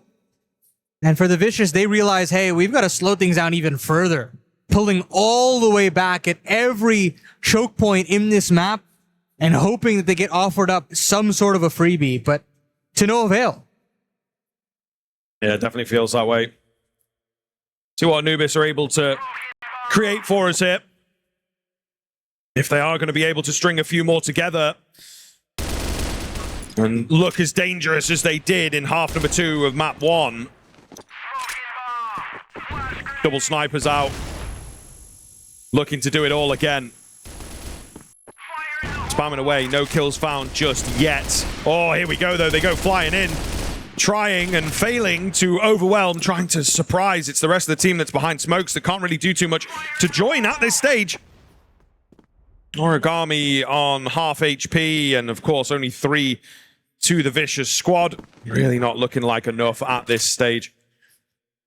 Blacklist struggles continue here for Vicious as Anubis have started stringing them together. They've got themselves a decent lead on the cards. Oh. So long as they do not mess this one up, and with a slight creep past you, that might be the first sign of a dangerous round to come. Surely that was calmed over. I saw Dirty's mouth moving pretty quickly there. Pixel spotted from Newer's POV, and Doom will be there to pick up the pieces, but Ice Cube's found another. But it is just that one kill. Ice Cube will need a 1-on-4 in total, and he will not find it. Dirty to find the final frag, and Anubis continues to rack up rounds here on this GR side. It feels like they've found that rhythm that we saw in AG.AL, that rhythm to try and close this series out in 2. And if I'm the Vicious, I'm really scratching my head at this point. You had a fast-paced A play, you tried to have a mid-split, you tried to have a little bit of a late round into the B site. You've really thrown everything in the kitchen sink at Anubis, but it hasn't really netted the results, and this time faster pace out on the B side, and it's Newer to step up with a double. Yeah, it feels very frustrating, doesn't it? A lot of these rounds that they're going for, a lot of the change-ups. I think the problem is you're doing it the wrong way round. For me, you have to start with some rushes, find success with the rushes, and then they know that that's something you can fall back on. If you keep falling back when they're not working, they're going to be ready. They're going to be confident in them as well. Gainer moving in behind. They are looking for him, so going to have to be very careful with how they play this one out. Plenty of time for Vicious. Anubis, therefore, just got to keep it cool, right? Vicious are looking for them to make a mistake if and when it does happen. Flank coming in as well in the form of Gainer. But that's a shot that needs to be hit. Oh my goodness, Muffin very lucky to not get reswung there. Plant is absolutely available, but they're keen on playing this retake position. Especially considering they have this man advantage retained, and there's Dirty. That should be the kill that puts the nail in the coffin for round number 9. Dirty does show face and gives an opportunity to Ice Cube, but Dirty won't miss the second time around. So a 6th round now for Anubis, and it just feels like they've done enough, seemingly, at the end of the half. Yeah, no, I'd definitely be in agreement. I think we'll see how this second half now pans out, but they, again, managed to find a groove, managed to find some momentum, and Vicious, once they lose control of the game, of the rounds, they really are struggling to come up with fresh ideas. A lot of the closer games generally come down to one round apiece for quite a while, you know, trading back and forth. But here, it's starting to look very dominant. Quickly out through to try and find that first kill. Nothing going to go down on the long range, though. So a lot of damage done onto PBZ. Ice Cube also not super healthy. Maybe a tag landed. Nonetheless, it is man advantage Vicious. Very nice to kill. Very nice kill to find for Ice Cube, albeit the amount of damage he's taking. And Anubis, they want to go to Old Faithful. They want to start off the proceedings of this offense over to the A site. The split looks good. The first kill even better. Dirty now goes charging in, and Jaleo is good for one, but now you can start the smokes to be dropped off into the base of the defense, and Anubis can really rest on their haunches in this 3-on-3. You'd like to think. Long-range flank coming in for Gainer, and the timing is just barely off. Anubis now will have to play from a man disadvantage. Doom and Dirty have to combine for a couple more, and the HP is still a concern. You have to take that into consideration here. No, for sure. It's going to come into play. It does with that first one, right? A hell of a lot easier for the EBR to get things going here. Origami somehow stays alive, and Doom's maybe out of mare. It's left in the 1 versus 2 here, as they will look to try and find a big clutch out from Dirty. Oh, he's just robbed. He is just robbed. 6 HP the difference, as Vicious will get it done. Really did not look like it was going to be their day there in the initial 3 versus 3. But it falls apart in the end. And indeed, things going well as Vicious finding a 4th round, closing that gap. It really felt like, you know, I haven't heard much from the Vicious camp, and that was the first, like, real yell I've heard out of them. I think they realized, you know, somebody's got to be the vocal leader here. You know, it's not going to, that energy is not going to come out of nowhere. It's going to have to be produced over time, and there's still a long road ahead for the Vicious. You know, despite the 2-round deficit, it feels like there's a lot more to overcome when you talk about the global risk side of Ankara.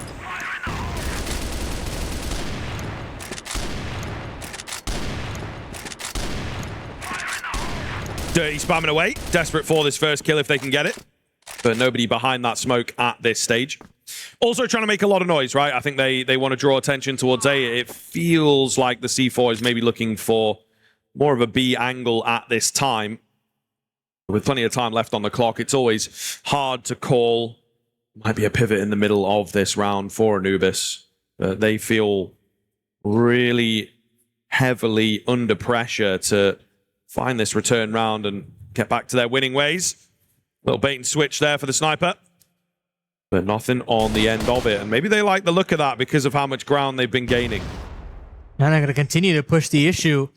No sniper actually watching that underpass angle, at least temporarily. Now Ice Cube's moving back over. So now you will have the man that you're looking for Vicious. And Origami's found that first kill. So they can disassemble the setup, move back over. A flick from Ice Cube definitely helps things out.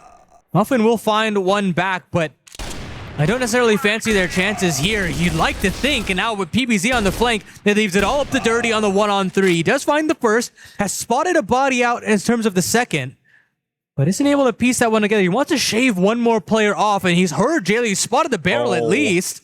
Has one lined up, but has to hit the quick scope. Can't find it. JLio off the mark there, and now the Vicious cut the lead down to just one. Yeah, getting closer. Getting closer. A good start to the Global Risk side for Vicious. Definitely a risk, you might say.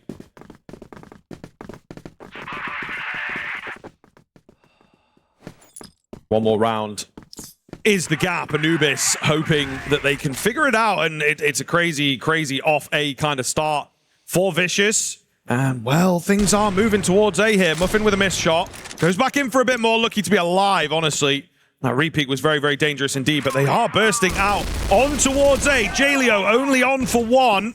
Is it going to be enough? They're so far away from things here. Gainer, meanwhile, being annoying. Catches a rotator all the way from B. This really is looking dicey for Vicious.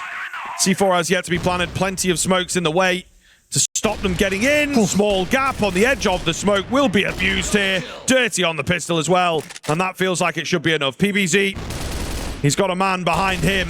No, just have to be a little careful. Yeah. Just got to be a little careful, but it's all good. They had him dead to rights. Oh, that could have gone a little dicey there for Anubis. Bit over-eager there in the final goings, but crisis averted. Anubis now marching forward. A couple of hiccups along the road of this Blacklist side, but still, they extend the lead back to 2. Still look good when you talk about the grand scheme of things. It's definitely not a one-man show this time around. You've had moments from your riflers for sure. It doesn't have to just be Dirty and Muffin. And now, again, looking towards something a little bit pacier over to this A side. Origami not called into question in the initial going. Same goes for PBZ. So a lot put on the shoulders of Nevis and JLio again. At least with how this round is initially shaping up. But they pull away, and it's actually the Vicious to go on the offensive here.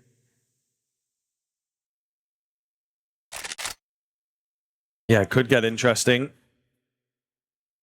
Better info towards A, so they will be more prepared for a B move. Minute and a half left on this clock. Anubis taking their time. Oh, edge of the smoke. It's got to be a fine for PBZ, and it is. Muffin never able to really trace him. The trade isn't there either. So suddenly just 3 remaining, and B is better bolstered. B is more prepared. Can they work their way in here? Just 2 remaining. Dirty coming round with a keen flank. He's dealt with swiftly, however. Not going to be enough, you feel. Doom has to clutch up. Has to get the 1 versus 3. He's got a C4 to recover. Does have a lot of time to work with, but it's not going to be easy. Moves up fast.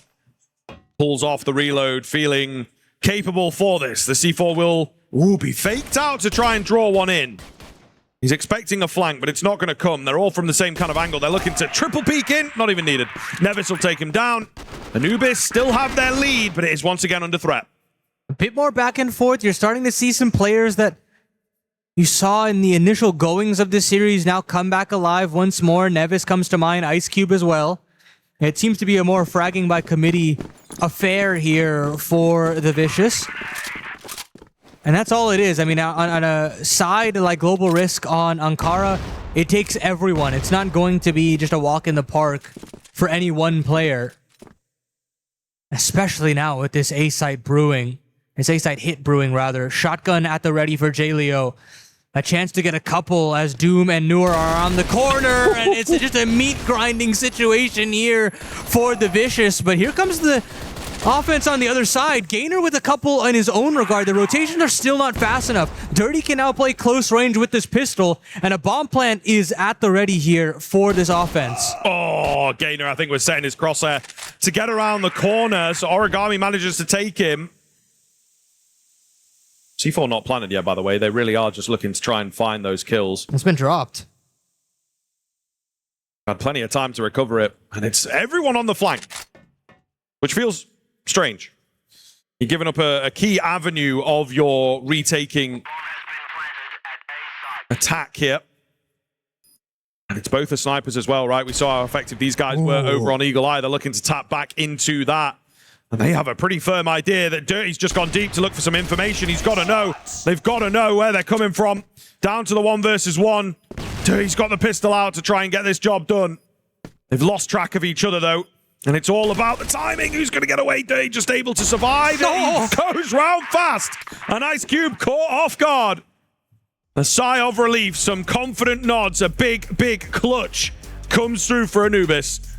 I mean, maybe it's not a one-man show in one sense of the word, but in terms of impact, Dirty has just been the star of the show. Another massive clutch from him, and this one's more deft. It's not, mechanically brilliant. It's more playing around with positions, and it's similar to, that 1-on-3 that he nearly had on Eagle-Eye, where he's in the right place at the right time, wasn't able to actually connect through with that clutch, but this time around doesn't miss his mark. They still take attack time out here, Anubis. I think they understand that, regardless of these rounds that they're able to amass, they don't seem replicable. They seem a little bit more X-factory, and they want to kind of button up a bit more. They think that this should be a bit more of an easier time to close out than it actually is. Yeah, no, I think you are correct. It feels like for one like this, an elimination game, it'd be great to, get an extension of play. This map has been very, very back and forth, very, very unpredictable. But that kind of round could be something that breaks the spirit of Team Vicious. Or rather, I should say The Vicious, excuse me. Nonetheless, just waiting to get back into the action here. And I think Anubis staying cool, trying to stay in a good headspace. Replicate what they've just done. Maybe a little cleaner this time around, though. A long road ahead of them if they are to continue battling at EWC, but it starts with this first step. Get the Ankara on the board. I don't think you want to test that Black Widow as the third map, if it is to be required. Bit of damage done with these chip grenades from the Vicious, but Anubis still unrelenting here with this A-facing offense, and they're at the split point pretty fast here. And again, it's the shotgun setup from Jaleo. He wants to cheese a couple of kills when this hit comes. It's definitely not an if at this point. It's more so of a when. As here comes the smokes. Here comes the flashes. And Jaleo gets eviscerated almost straight away. PBZ has got to do a lot of heavy lifting. Nevis has made the rotation over, sure, but they're losing space. They're losing bodies eventually, and it all comes up the Blacklist way. It's all up to Origami. Still finds two to bring it into a one-on-one. And Muffin is very far away, all the way in the base of the defense. And I feel like Origami's got a nice understanding of the situation. The question is, who blinks first? It is a good question to ask. Muffin just training in now. Starting to doubt himself, isn't he? Checking all the angles. Maybe I wasn't the confident, unorthodox, patient kind of player that I thought I was. They're both digging for the fight rather than the plan at this stage. Origami clears a lot of angles, though. It's a lot of information gained in this 1 versus 1. We'll start to have a good idea of where he could potentially come from. Still plenty of time for Muffin to play around with. Origami just hidden away. Waiting to maybe hear digits being tapped in. Muffin, however, tries his best to clear as many angles as possible, but not able to get it done.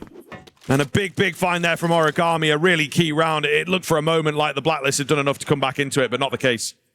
doesn't necessarily feel like he had the greatest understanding of where Origami could have gone off to, and because of that, the angle clearing seemed a little, let's just say, not productive enough.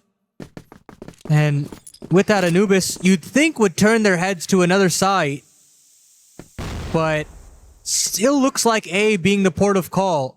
And Jaleo again close range to try and deal with it, but this time does not get that initial kill. Now Ice Cube has a whole lot of work to do and he doesn't find anything. And this does feel like a bridge too far for the Vicious. You know, you did have that sequence from Origami, but I don't think you can reproduce that from the positions that they're in, and certainly not after he hits the deck in the form of Dirty Sniper. C4 going down. That'll start rolling this round up in a red carpet for Anubis.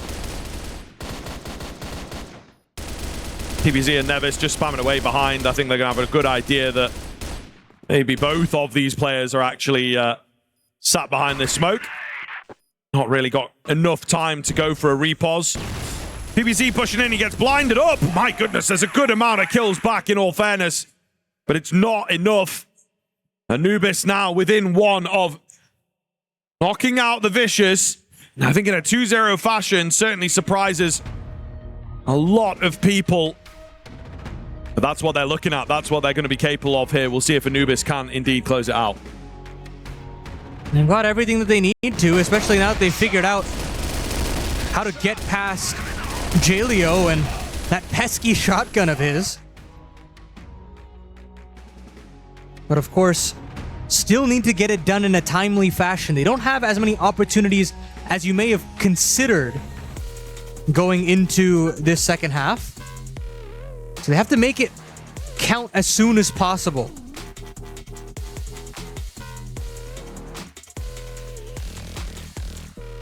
Do you end with another A hit? Is that the solution here? I mean, it's...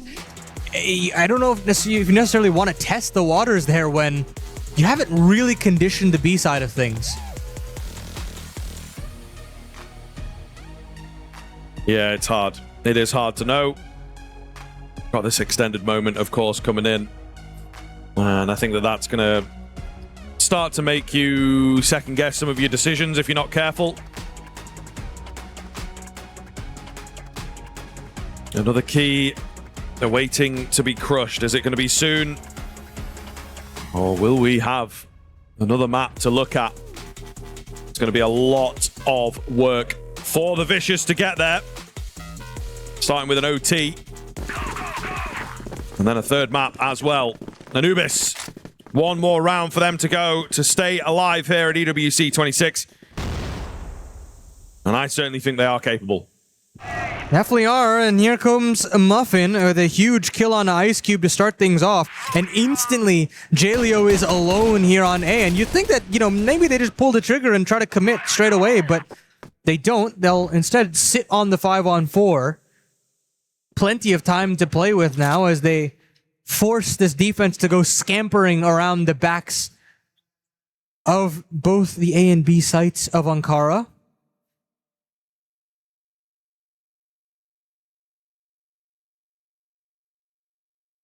Hmm. 2-2 split now. They've bolstered. I think they're just waiting to see if there's like a response. It's quite a common move for a lot of global risk sides to see some presence, lose a kill on one of the bomb sites, and then immediately try this quick flank. And I think that's what they're waiting for, right? Like, is there anybody making a move? Is there anybody creeping? Got plenty of time. No need to waste it. And I do like it. It might feel slow, it might feel anticlimactic at a certain point, but it makes great sense from a tactical standpoint. It definitely does. At a certain point, though, you've got to see if you can get a bit more information to maybe bolster another site. Unfortunately, not to be this time around. You're really just relying on PBZ scooting between angles on his lonesome over there on B. But hasn't seen anything just yet. Anubis, on the other hand, want to go back to old reliable. They don't buy that there could be more than 2 players on that A site, and they'd be right. It's only Jaleo here. But there is a fake on the cards. Smoke tossed in. A lot of space being taken over in terms of this B split. Instead, it's now Gainer that has to be up to bat. He hears PBZ, can't connect, lives to tell the tale, 7 HP to his name. And meanwhile, Origami and J-Leo have taken so many bodies in the meantime and so little HP. 7 seconds to boot. So sure, you've gotten a lot of these kills, but you've run out of time. And I do think that Anubis have overcomplicated that one. Yeah, absolutely. I think we call that an overcook in the business, right? And it definitely does feel like it is the case. Just not giving themselves enough time to play out their options. I think they will know that. That's certainly some nerves coming into play and should have finished it from there. Really should have done after that first kill, but they just lean on it too hard. Putting all of their chips into the 5-on-4 basket doesn't work for them. And now, the threat of a looming overtime is potentially here. Ice Cube will find the first. PBZ as well, able to chime in. And a 5-on-3. As Anubis, it goes from bad to worse here. The Vicious have pulled things back after being in a pretty dire situation themselves. Anubis, though, still always capable. Dirty still alive. Yeah, you still have basically the 3 players that you want if you're Anubis, but they're spread around this map of Ankara, and I just feel like you don't really have an idea as to where they want to end up. You're really hoping for one of these snipers to come alive, and neither one of them have really fired off yet. Finally, Dirty goes for a kill on the Ice Cube. Pulls this man deficit within 1. And now it's Doom's turn. He's going to have to find PBZ cleanly, but he can't. There is the trade for Muffin, but back and forth we go. The defense is favored, and it does indeed look like we have overtime on the horizon. Dirty will have to come up with a heroic 1-on-3 if we want to finish this one off in regulation, and he's going to try searching, and he hits a beautiful flick on Anubis, but that is going to be that. It's extra innings here in this second map of this last series. All to play for, as the Vicious are not going to go quietly into the night for this one. They are hoping to firmly keep this one going. A third map as well. Right around that corner. A little bit of a cheer out from Anubis as they take a moment before we get into the OT. But it just felt like they knew they should have closed it out in that prior round. Came into this one kind of lazy, not checking all the angles, a little frustrated, I think, that they hadn't finished it by now. So just got to be very, very careful of that now moving into the OT. Certainly so. Now Anubis, you got to think, has the momentum shifted the other way? Have they lost that confidence? How much pressure is on them at this point? Do they still feel like they're playing with house money? These are a lot of questions I have to ask, but I still think their global risk side was pretty formidable. It's one that I liked more so than the side of the Vicious. You've still got Dirty on this angle. Has been very kind to him as far as that first half is concerned. PBZ, though, looking for that initial hit. Dirty, though, missing the shot that you really could count on in the first half of things. But Vicious have seen enough. They don't want anything to do with that B side. They pull the plug. They move back over to potential A split instead. I feel like they're quite ready for this, though. Dirty's going to be in a good position.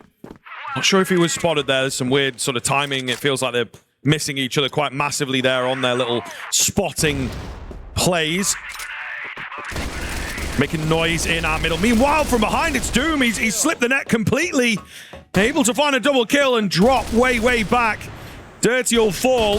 They're trying to get kills back. Gainer also confident moving forwards here. HP bars are a little low. Doom gets caught by J-Leo, who himself felt surprised. Into a 3 versus 3. It's really devolved here. The level of the crossfire. Quick 1-for-1. Leaves us in a 2-on-2 as the dust settles. That C4 thinking about moving in for a plant now. Well, you think that maybe Noor has heard this. Can't deny the plant, though, and can't deny the kill after J-Leo gets his gun back out. Now it's Muffin that's got to do it all on his own. Swaps over to the pistol, trying to cut the distance down as quickly as possible, but this trade potential is still absolutely there for this Blacklist side. Fires off a shot and takes a little bit of a glance and can't connect the final shot. Vicious now is their turn to get loud. They see that third map on the horizon, and rightfully so. Yeah, they do. And I mean, again, that's going to be another demoralizing one. Anubis are letting a lot of rounds slip away. They're definitely not done deals, but certainly rounds that it feels like they have 65% chance in. Still pretty good odds, you would say. So, yeah, that is difficult to say the least. Nevis going to be tagged up pretty heavily here, though, as they do try and get aggressive in the early stage of this round number 20 for Anubis. But no kills as yet. B site now the priority here for the Vicious. At least this initial hit. Here comes a bit of aggression from Doom and Newer, and the movement is great from PBZ to just dodge death, at least temporarily. And that unsurprisingly, or surprisingly rather, creates a bait and switch setup. Gives him the 5-on-4, does significant damage to Doom as well. And while the global risk side did look good in regulation for Anubis, it feels like this team has run out of steam moving into extra innings. Worrying sign, especially if we potentially move into a third map, RB. Yeah, absolutely. So far, not looking good for Anubis. Moving towards A on the Vicious side of things. Oh, and Muffin, his timing's going to be way off for some of these moves. Misses the flick on the wrong angle. Does well to find one with the pistol, in all fairness, but they're just so far away. Feel like surely not going to have a chance here. Gainer got to find Nevis. He's not going to check it. Goes down too easily. I do feel some sloppiness coming in here. Really does feel like Anubis checked out as the frustration maybe getting the better of them. Another round for Vicious. They are moving ever closer to that 13th.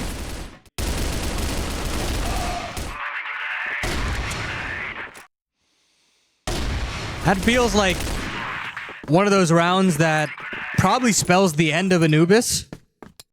I mean, granted, they still have plenty of opportunity, but it's the fashion in which they've lost these last few rounds that really caused some serious concern. And they'll go aggressive here to potentially shake things up, but I don't necessarily know if this is the solution to the problem. Standstill now from the Vicious, as Anubis really just want to throw everything in the kitchen sink before giving up the sweep here on the defense.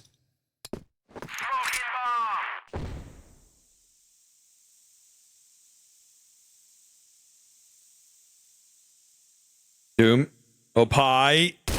Oh, nearly creeping under him, but he is able to spot out PBZ. A key kill for Anubis, who just need some kind of a break here in the OT. Muffin chimes through for 2. Quick as you like. And Anubis in prime position to at least find one. 4 on 2, J-Leo and Origami in some weird spots. The game state looks very, very strange. Origami in behind. Sorry, J-Leo in behind, but Origami finds a kill. So this could get very, very weird. It seems like Muffin does have half an eye on where J-Leo is creeping in from. They, of course, have that C4 at their feet, the global risk side of things. Muffin. Ooh, the tag could be a big deal. Wait a minute. 2 versus 2 now. C4 still needs retrieving. There's actually not a lot of time to get that bomb moving at this stage. They will try and head towards B, but Dirty's in a pretty good position to just slow them down and stop them. They don't have time to be taking liberties, trying to find where Doom disappeared off to. He will let them know with a kill, and Origami's got to do it all in 20 seconds. It feels like it's just not enough time for him to break in towards either of these bomb sites. B is going to be the only real option, and Dirty takes him down. Certainly hard work, but Anubis do get it. Yeah, you want to talk about the break that they're looking for in OT, and that certainly is the sequence that you're looking for from Muffin. It's this quick scope into the double that opens the map altogether again. And now you move back into this blacklist side where you think, okay, maybe there's a little something left in the tank. Just a last gasp to get them over the finish line. Of course, it's going to be needing. They're going to need a sweep to complete this without a golden round, but it's going to be a lot to ask for. PBZ now going a bit aggressive. A bit too aggressive for my liking, but doesn't get punished for it just yet. Anubis don't want to give away this first kill just yet. A little slower in their approach.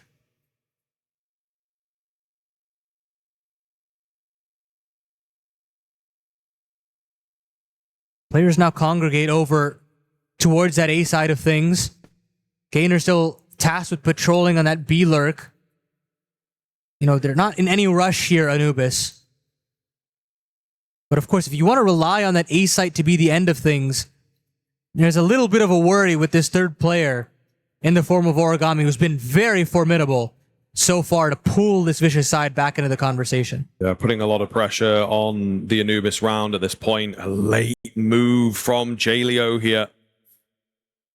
Not going to go deep, but he is backed up by Nevis. They're looking to try and hold on to A as far forward as they possibly can. A minute left, and I don't like the look of it. You know, this is what happened to Anubis in regulation.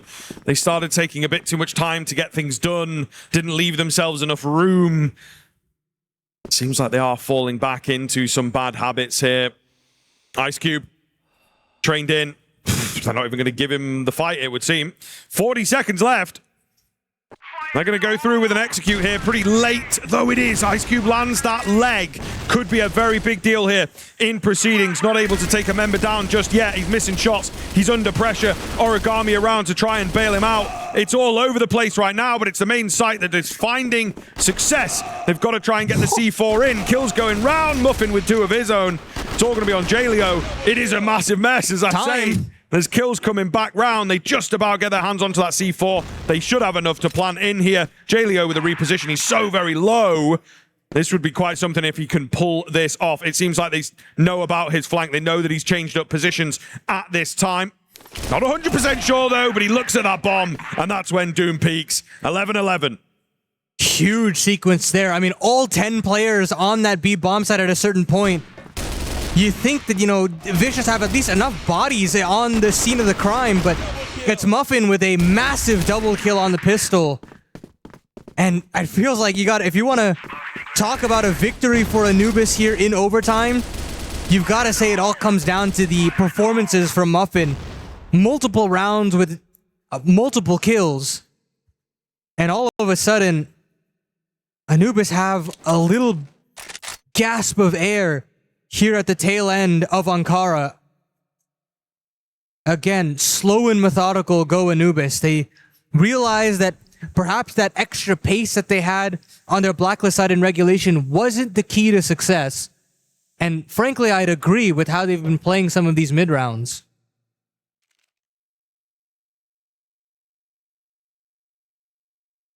Muffin leading the contacts here with his sniper. Dirty also on it, not as commonly seen on the blacklist side, the double sniper cell. That's what they're going to go for here. Meanwhile, also a rare kind of idea and push through the B hole. It's super effective for Vicious. They get a double kill. And as I say, I don't think it was really all that common, but they've left a big gap on the site itself, which is, of course, where Anubis are going to try and find themselves. C4 could get it down, reset that round, make them panic based on that time if they need to. And indeed, the C4 will now start going down into the 5 versus 3. Feels like it could be doable. They really are in some odd spots now, catching themselves completely out of position on the GR side of things. Muffin tagged up. Nate goes in, not able to really find anything. There's some low HP bars on that GR side that need capitalizing on here. And you can see Anubis trying to put their best foot forward with some aggressive ideas. It doesn't quite happen for Gainer. Doom, he does his job. Nobody else able to join him. And Vicious will hit 12 first. Ooh, it does feel like once you get the bomb down on the B side, yeah, you maybe get a little bit of an advantage there, but unfortunately, it's on the B side of things, and that means the retake is just a little bit more doable. I like the idea to go a bit more aggressive there from Doom in the underpass, but just misses the timing on multiple players. And as soon as you've lost track, it's basically round done at that point. Anubis now, although they had that opportunity to maybe close it out or at least inch themselves closer, have to fight for the golden round. Have to fight for just another day. Otherwise, it's Black Widow, and you'd like to think advantage Vicious. Indeed. Gonna have to pull their finger out here, Anubis. Should have had this job done. They know that, but now's not the time to think about that. You got to get focused on the round that is in front of you. Heavy, heavy gamble on A. Oh, man. Yeah, this could be pretty devastating. And it does seem like with the majority of the team leaning that way, Anubis playing their slower style, might be the case that they end up there. However, he's moved very, very quickly there in towards the mid-connector, looking to try and grab some information, and all of a sudden the C4 has a little idea. There was a nade that came over the top. Maybe they saw a couple players behind that, but certainly the forward posturing has made Anubis doubtful of the A hit now, and they look to go B, where nobody remains for the Vicious. And now PBZ has also fallen all the way back to the base. So a lot of questions to be asked for the Vicious, and you're hoping that PBZ just doesn't go down. Worst comes to worst, we play a 5-on-5 retake. But PBZ will be a little forward-facing. He's completely blinded up here. He's got to back away. He's got to let that 10-man situation play out, but it's actually Jaleo to find the opening kill. Perhaps we've got map 3 on the horizon. Noor gets one to make things a little easier for Anubis, but now Origami, Jaleo, they're all encroaching upon the remaining Blacklist side, and we've got map 3 on the cards now as the Vicious storm back here on Ankara. Yeah, tough for Anubis, man. Very, very tough for Anubis. I think we could see that they had a great round in front of them, but again, they hesitate. Again, they don't quite go in there, and it feels like they were lacking a little bit of belief in their attacking prowess. I don't quite know. There was a massive capitulation from Anubis that comes in there, and it really is surprising and kind of disappointing in a way. This 2-0 was in the palm of their hand. Yeah, it certainly was. It definitely felt as though like everything that they did correctly, at least to the final, until the final hurdle. Yeah. And once that 9th round was hit, they just forgot. I feel like all the things that they built up were completely lost to time. Yeah, certainly in agreement. I think there's really some difficult showings for the side of Anubis, and now I'm very, very worried for them going into this third map.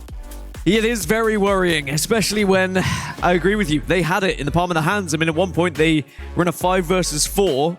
They hadn't planted it yet, but they overcomplicated it. They could have just pushed in, used their numbers to their advantage, and they decided to slow things down just too many times. I know there's a lot more time available to them, but sometimes you've just got to try and put out that pressure onto a team who is sitting back a little bit. And the Vicious, they said, all right, well, if you're going to give us this time, we can strategize, we can prepare.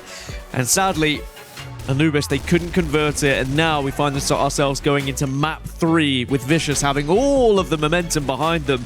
And Anubis will probably be thinking, have we given up our opportunity to take this entire series right here, right now? Obviously, only time will tell when we get into that third map, but at least it was nothing short of entertaining, lads. At least we were able to get a very closely contested one going all the way in overtime. Still no golden round for us to have just quite yet.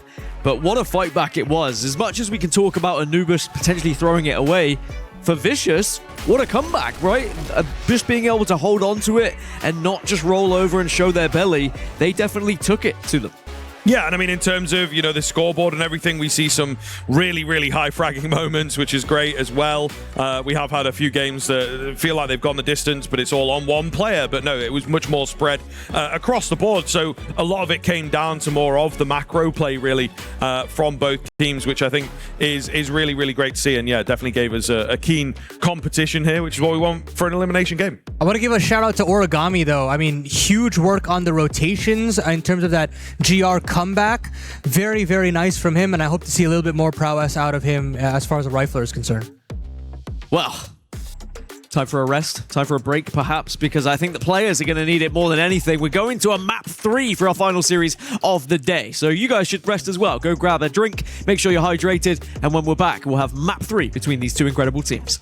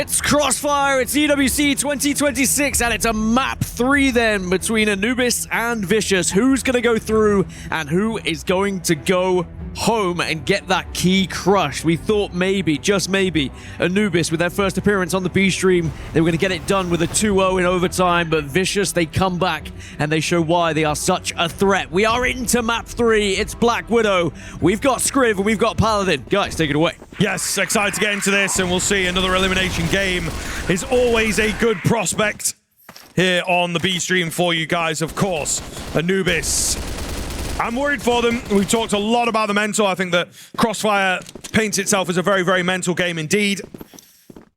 And it's dangerous now to consider how this is going to look for the side of Anubis, who, well, once, twice, maybe 3 times should have gotten that done on map number 2.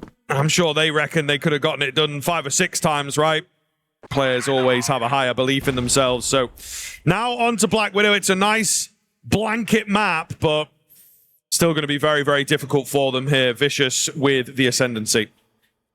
Yeah, I think in Anubis' mind, they wanted to stamp their authority on a map that they truly enjoy in Ankara, but maybe they don't enjoy it as much as of right now. Forward facing here are the defense of Anubis over here on B, and spams go every which way, but AG.AL comes out on top. It does thrust Muffin into a difficult situation, but he still comes out on top with 2. Doom is here on the rotation. Here comes Noor as well. Ice Cube and AG.AL do respond, but it does come down to a 1-on-2 as the dust settles. It's all up to AG.AL.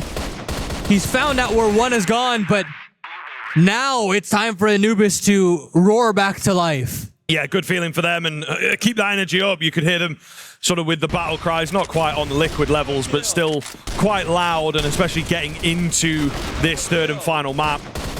Still got some vocality to them. I think we've seen a couple of teams, they start off that way and then it starts going wrong, and you know, it's high highs and low lows really, but they're trying to keep the energy up and just see this as a fresh opportunity.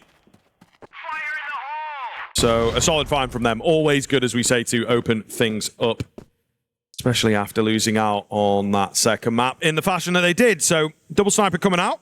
See what Anubis can do. Yeah.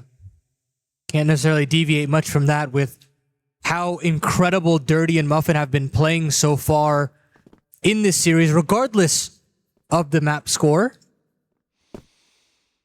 But it's Vicious again looking towards his B bomb site. I think in their mind, they like what they saw. They like the clutch situation that they were put in towards, and they have a flash already to get themselves bridge space, which they've gotten without really using much in terms of resources. Whew. Big shot for Gainer to find. That's a lurk gone. And he gets to retain short control. So big first kill to be found by Anubis, and all of a sudden, Vicious now have to scramble for answers. Yeah, really, really clean. This massive gamble stack, though, on the other side of things. Gainer, however, doing his job and then some as he manages to find another 4 versus 3. Dirty creeping in to try and defend out this A bomb site. It's a big flank coming in from 3 players from behind. Very, very difficult to see how else this is going to go. Nevis and Ice Cube, the only ones that remain. They do get that C4 down. Ice Cube able to open up as well with his sniper. The legs showing, not quite able to finish him off, but Doom's like, look, I'm busy shooting someone else. Get out of the way. And he does find the final 2 in the end. Anubis stringing a couple together right now. Yeah, started to see a little bit more confidence out of Anubis now. Going for these aggressive plays that really helped them on the global risk side of Ankara. It gave them a bit more dimension to how they wanted to approach things. It forced Vicious to get a little crafty with their offensive setups. And now it's forcing Vicious to do the same, at least in the early goings here on Black Widow. 2 rounds now where they've had the extra jump in terms of a flank, in terms of an extra body where the Vicious members weren't necessarily expecting. And it's going to make this offense feel a little bit more complicated as far as the early goings. But AG.AL does find the opener this time around. So you add that on top of PVZ's, and maybe you have a little bit more of an easier time. Certainly very, very possible.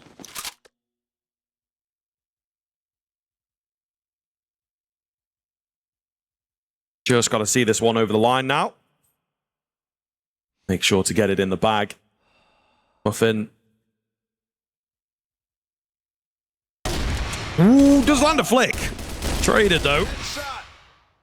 C4 still in the hands of the Vicious side of things. They're very quickly trying to move in. This could get messy. Dirty's in a good spot. He just did not hear PBZ come in. Doom the only one left then. They know vaguely about his position. They know that he's definitely coming from B, right? So they should be able to see him off in just a moment or two. Nevis looks like he's got his number, and indeed he will take him down. So Vicious quite speedily on the board.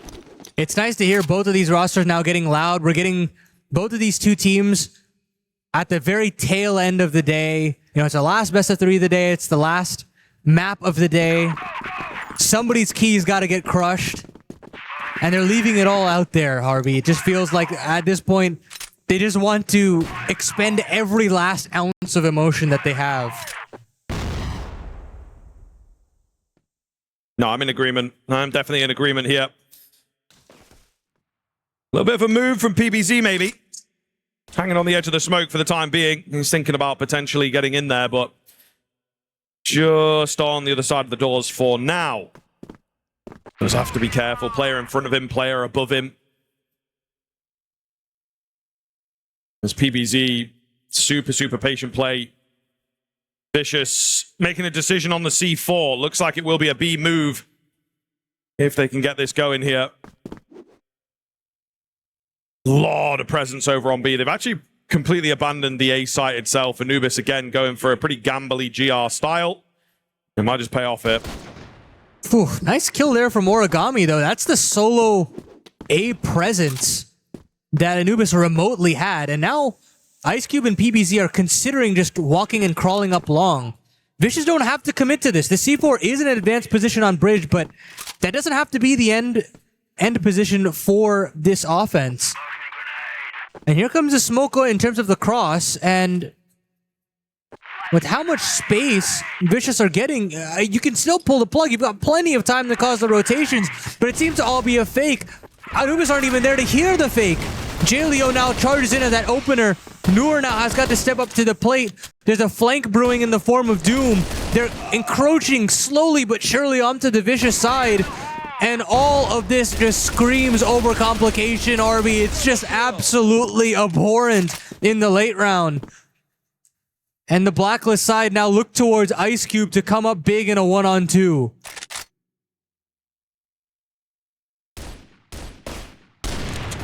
IceCube tagged down slightly.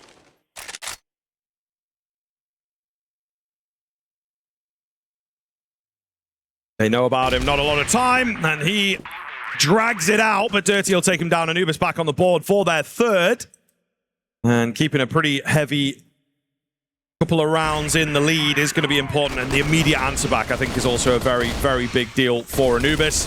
Not allowing Vicious to get in, not allowing them to build up confidence. Yeah, I do have to say, though, it definitely felt as though it was a bit of an overcomplication there from Vicious.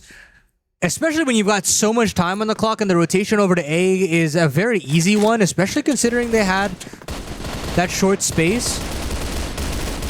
But of course, we're right back to it. Pacey now from Nevis and PBZ. Instant 5-on-3.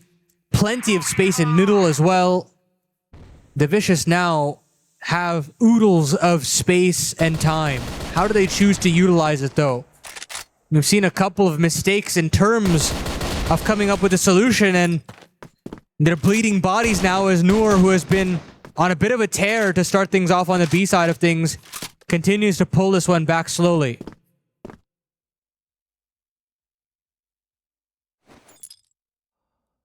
Slowly but surely. Muffin on a crack angle here, and it looks good. Goes back in for a bit more, can't stay alive. So gets wall banged down. Dirty, meanwhile, there's pressure on him. He's got to be really careful. Nade as well. Going to take a fair chunk of damage from that. Just can't get up fast enough. C4 going down. As soon as he goes around that window, he's a dead man. His teammate goes down as well. So looking very, very good for Vicious here. Yeah, no funny business. They will get it converted. 1 round the difference.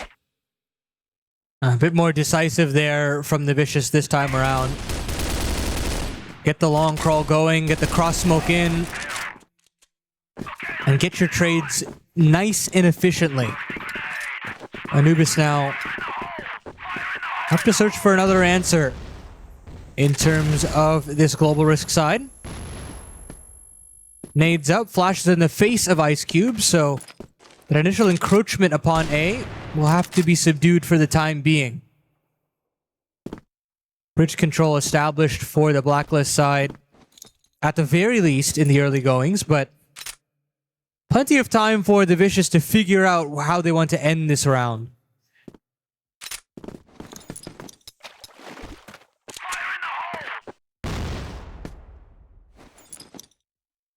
Minute and 45 left on that clock. Advanced position here for Nor. Very, very dangerous spot for him to be in. Oh, he's not clocked them at all. Yeah, he misses the timing massively. Doom, meanwhile, trying to pick up the pieces, but it's going to get away from him. I mean, the Vicious getting away with an awful lot in this round. Breaking in towards that A bomb site. 4 versus 2. Looks absolutely convertible from here. Muffin remains all alone on the other side of the map. It feels just so disjointed in terms of some of these setups where you've got players on islands, there's no tethering between defensive teammates. And with that, it allows for this side of the Vicious to basically essentially get any sort of one-on-ones or two-on-ones really in their favor. And it really showcases how many holes in the defense Anubis have.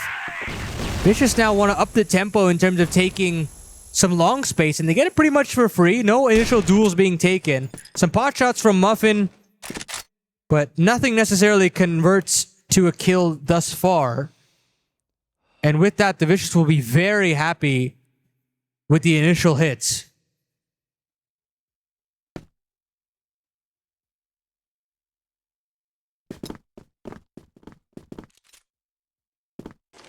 Bouncing back towards that B-bomb site here. Oh, they're in a very good spot, Anubis. It feels like they're super, super ready for this. Looking to try and get some timing on it as well. Maybe some aggression on the cards from them. Dirty will fully sacrifice his life, but it might just work out in their favor here.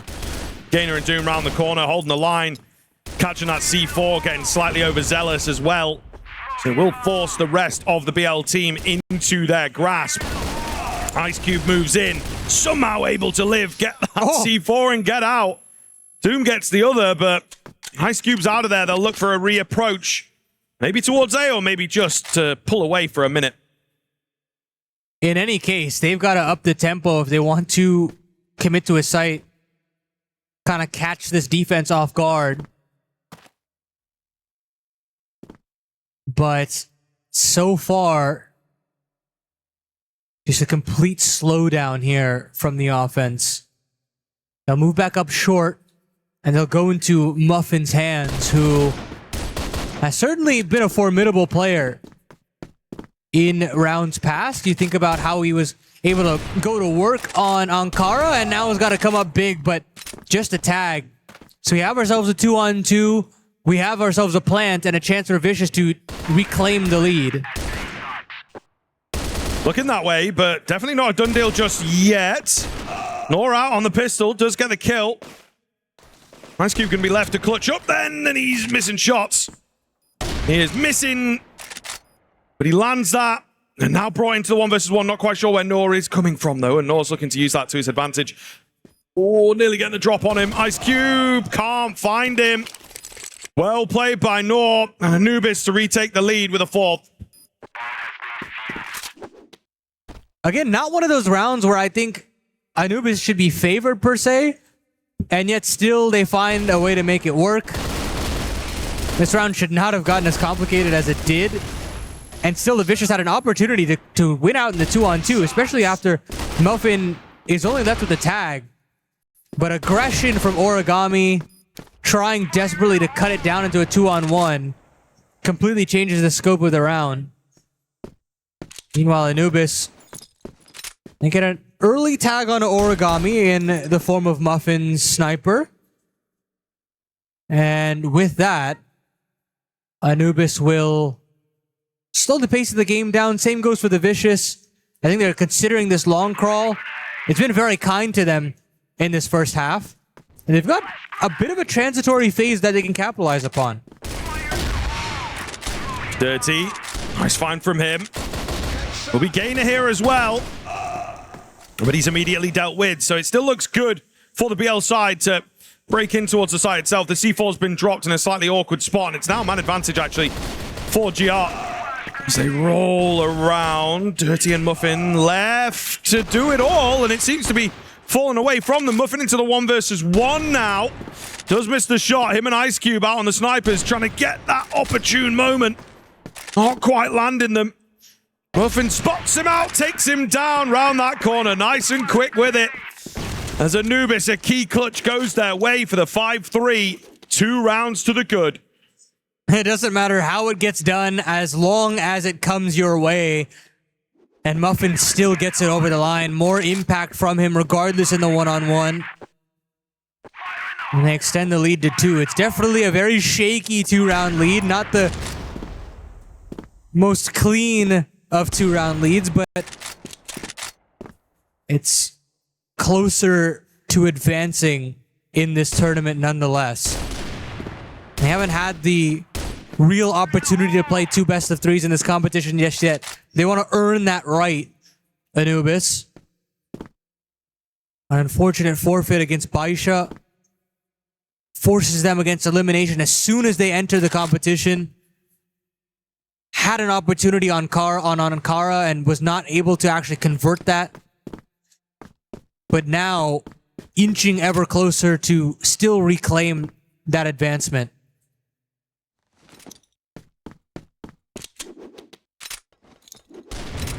Ooh, nice from Dirty to break that silence. Gainer joins him. Doom looking to get involved here, and he will find success. Nigh on flawless.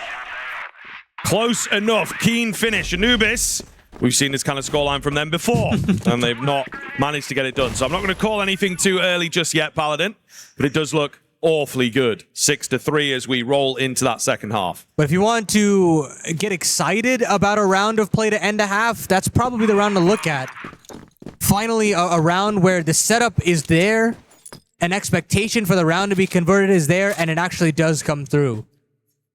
Now Anubis, with everything in the palm of their hand yet again for seemingly the third map of our 30-map series, are looking to put Ankara in the rearview mirror. Muffin has gotten out into the long side. He's gotten to the back of barracks, searching for an opener, but it's really the short hit, which is the name of the game. PBZ close range, with Jaleo not far behind. Ooh, that might be a good nade, though, and it absolutely is. Chunky onto Newer, but the flash is even better. Pushes PBZ off the angle, and now Short is in the favor of the Blacklist side.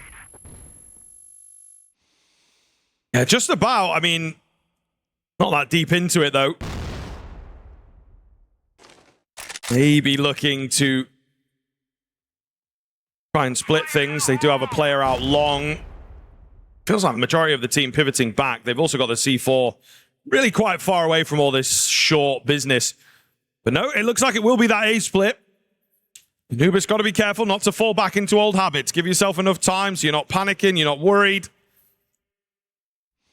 Could be a little dangerous here, given the chance. Slowly starting to move up through short. It's more Muffin trying to get away with as much control as he possibly can. He will find PBZ there. It's Ice Cube, though, that we've got to really worry about. Still alive at the back end of the site, losing his teammates, but he remains strong. Jaleo not far away to help him out either.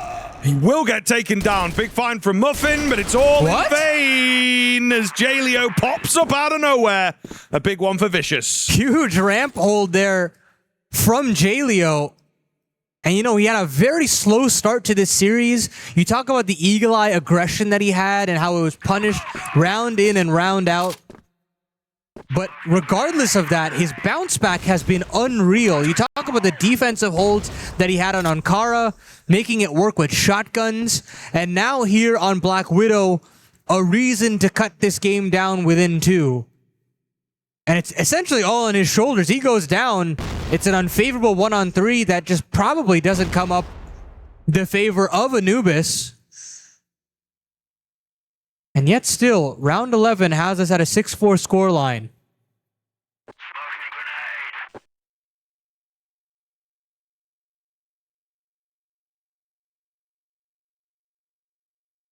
Doom rolling forwards, thinking about hitting B, but get away from him slightly. It appears to be another attempt today. And they really like the fact that they're getting someone out long. Anubis. Again, they just wind it down, take a long time to get going. That's a big find. Ice Cube's still here at the back end of the site, though. He's ready for another round of the same beating. Are they going to test him? It seems like they will. The C4 again.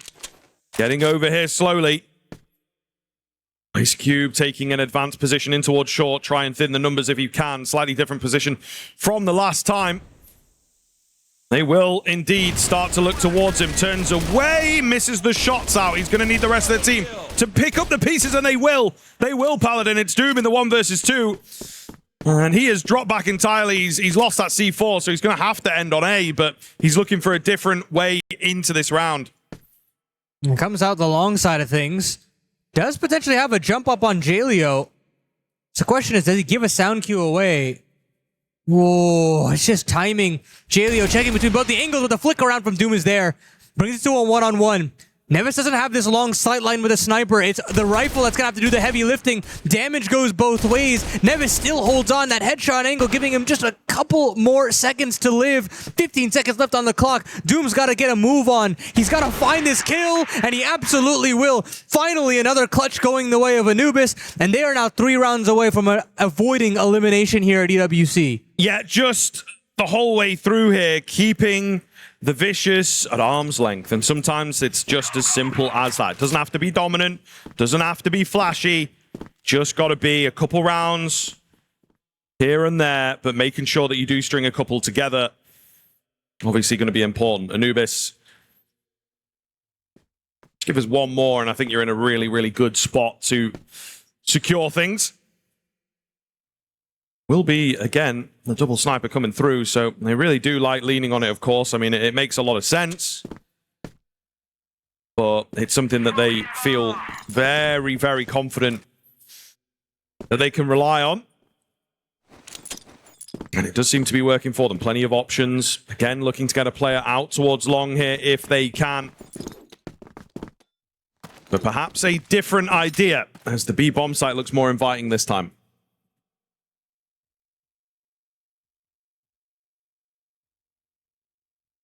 Complete slowdown now outside of B. And a pretty big gamble from the Vicious, mind you. Trade of utility over on short. Oh, that flash is very good, but PBZ isn't blinded up. So he'll find one, bring it to a 4-on-5, and that should prime the B hit into coming. And the Vicious should be able to lock this one down, you'd like to think, but Nevis isn't able to find enough. 2 more rotations on the way. And a flank coming in from PBZ should secure it. You've got a late lurk from Gainer, who's all the way over on A. But it does feel a little too late.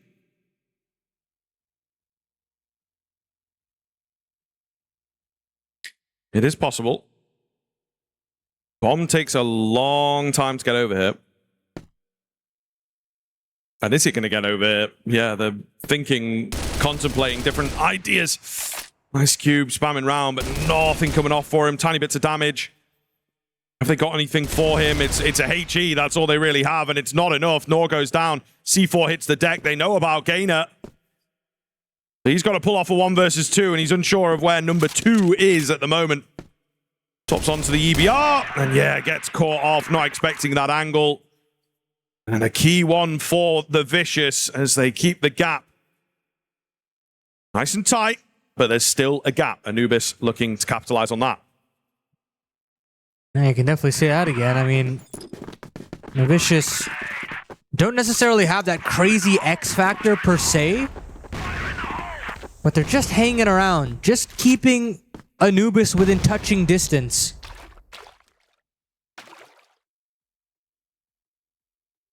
Gainer takes a heavy bit of damage off of that nade. And now the Vicious don't have that extra player on the B site, mind you.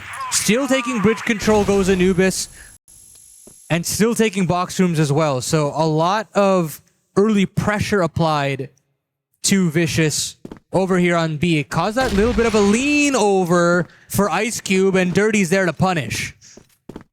Yeah, really, really keen find. Again, keeping them in a great spot as they look to open. Question of whether they can keep it going from here, though, of course.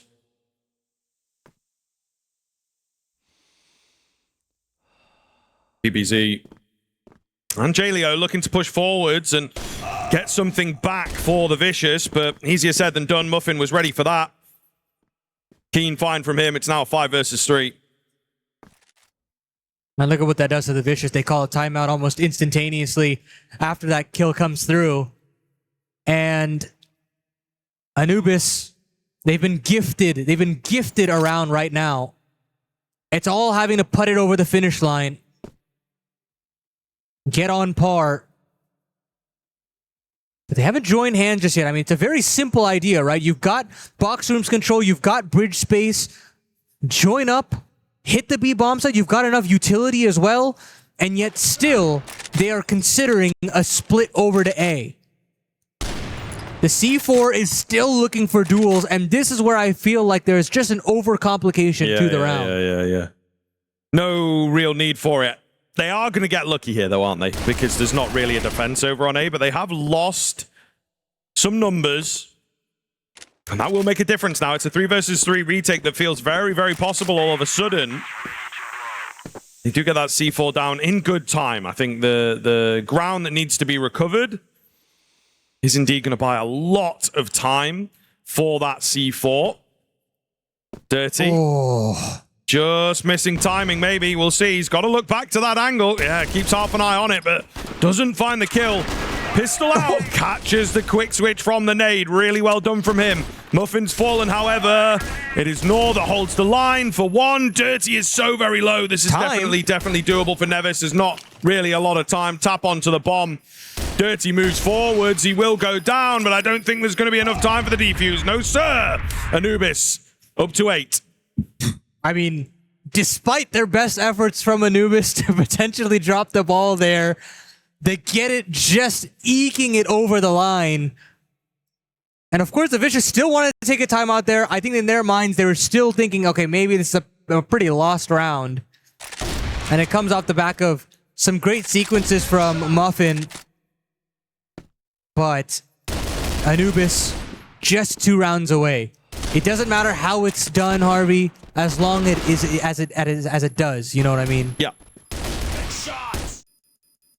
Yeah. You might look back on it this evening.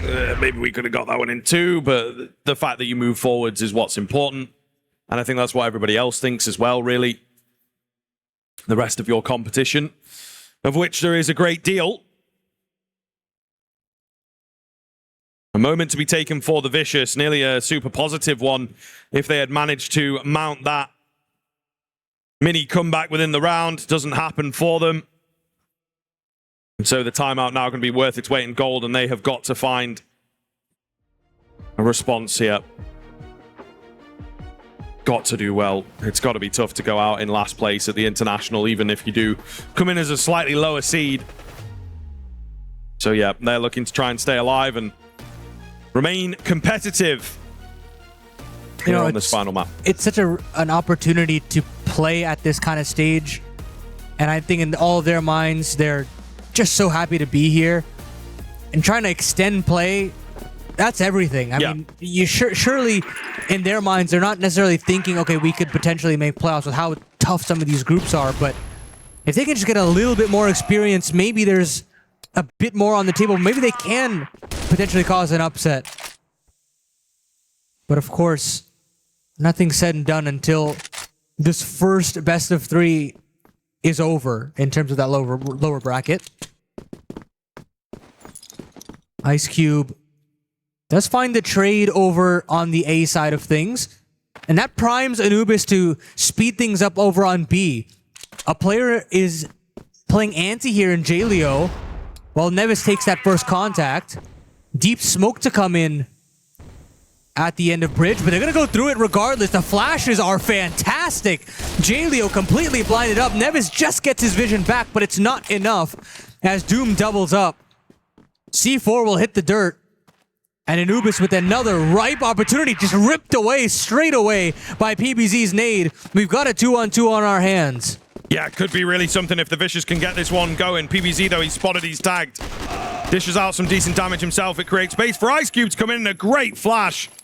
Really great flash there to get things done. The Vicious will move up to 6. Anubis, we have seen this before. Sloppiness coming in, missing out on some keen opportunities to find the quote-unquote easier rounds. And we shall find out if this is going to be another heartbreaking kind of map for them. There's still plenty of room to bounce back with, even despite a tougher loss there. 2 more rounds on the trot going to be required from the Vicious. Ooh, late long control being taken by Anubis here. And a late response from the Vicious nets a 1-for-1. Kind of what you're looking for your Anubis. You want to thin the herd a little bit more, make some of these side executions a little bit easier, break up a couple of crossfires. But Anubis will, again, recongregate towards that B-bomb site. And put some pressure over onto Nevis's shoulders. No sniper up for the Vicious here. Nade goes deep, doesn't hit a man. With all this silence and all this aggression from PBZ, an instant gamble from the Vicious with 3 players leaning over to that second letter of the alphabet. Feels like a pretty deadly setup. Big flank coming round here. Big kill as well on the cards. It's PBZ that finds it just about. 1 HP.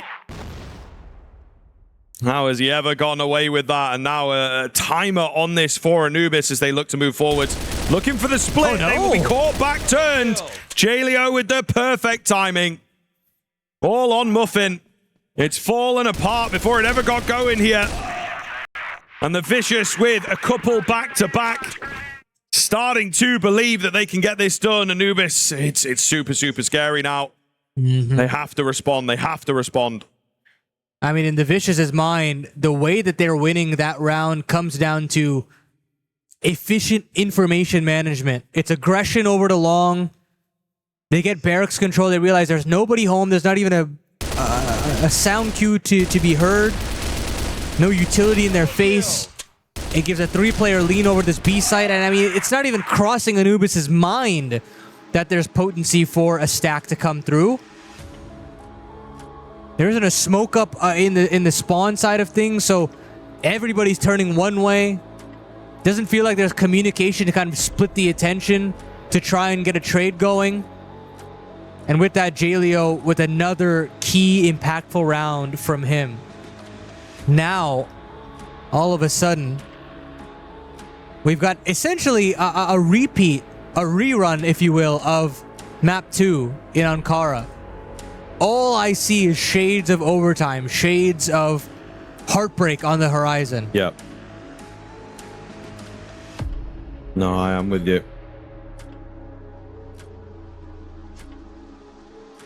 I am very much with you.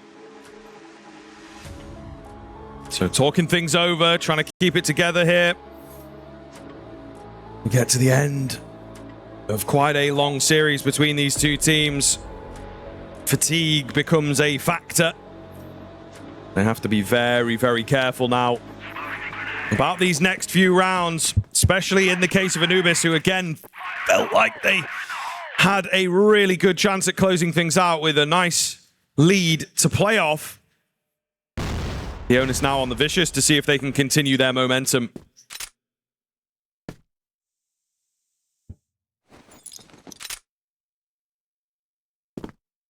standstill now. As Anubis don't necessarily want to make this first mistake. They can feel the pressure building at this point. So many squandered opportunities. And they don't want to let this one slip. They don't want to give away that lead, making it an even footing type of game. Utility tossed in to cover up mid. And PBZ will still have a look-see. Ice Cube is also aggressive, so plenty of bodies and troubles around the corner for Anubis, especially now giving up bridge control. They're kind of going all in on this A play. There is no short control, though, for the Vicious. There is no long presence either, so PBZ and Ice Cube have got to get a move on to at least kind of board up this side of the map.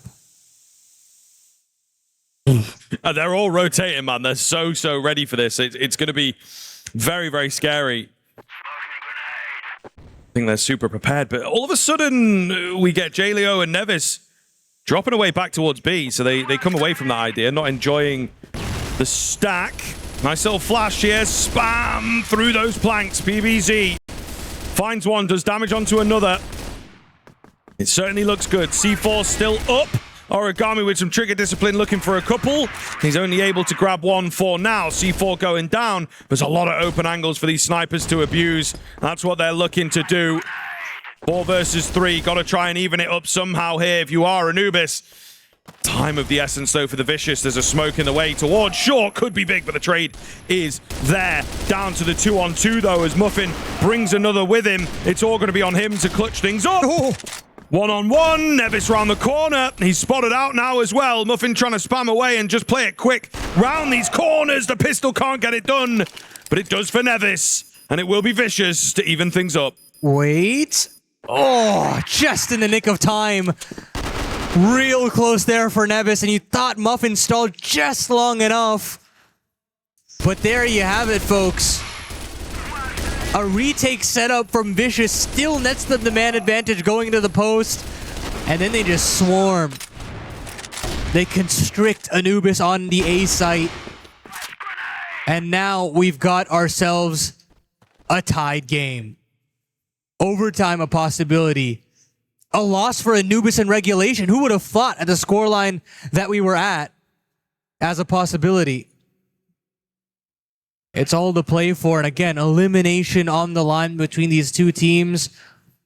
Absolute heartbreak on the horizon for some of the lowest seeded teams in this tournament, but still, a chance to continue on is just such a ripe opportunity for some of these young guys.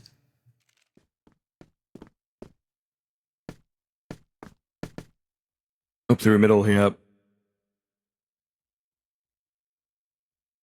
As PBZ's got an eye on this. There you go. Silhouette spotted.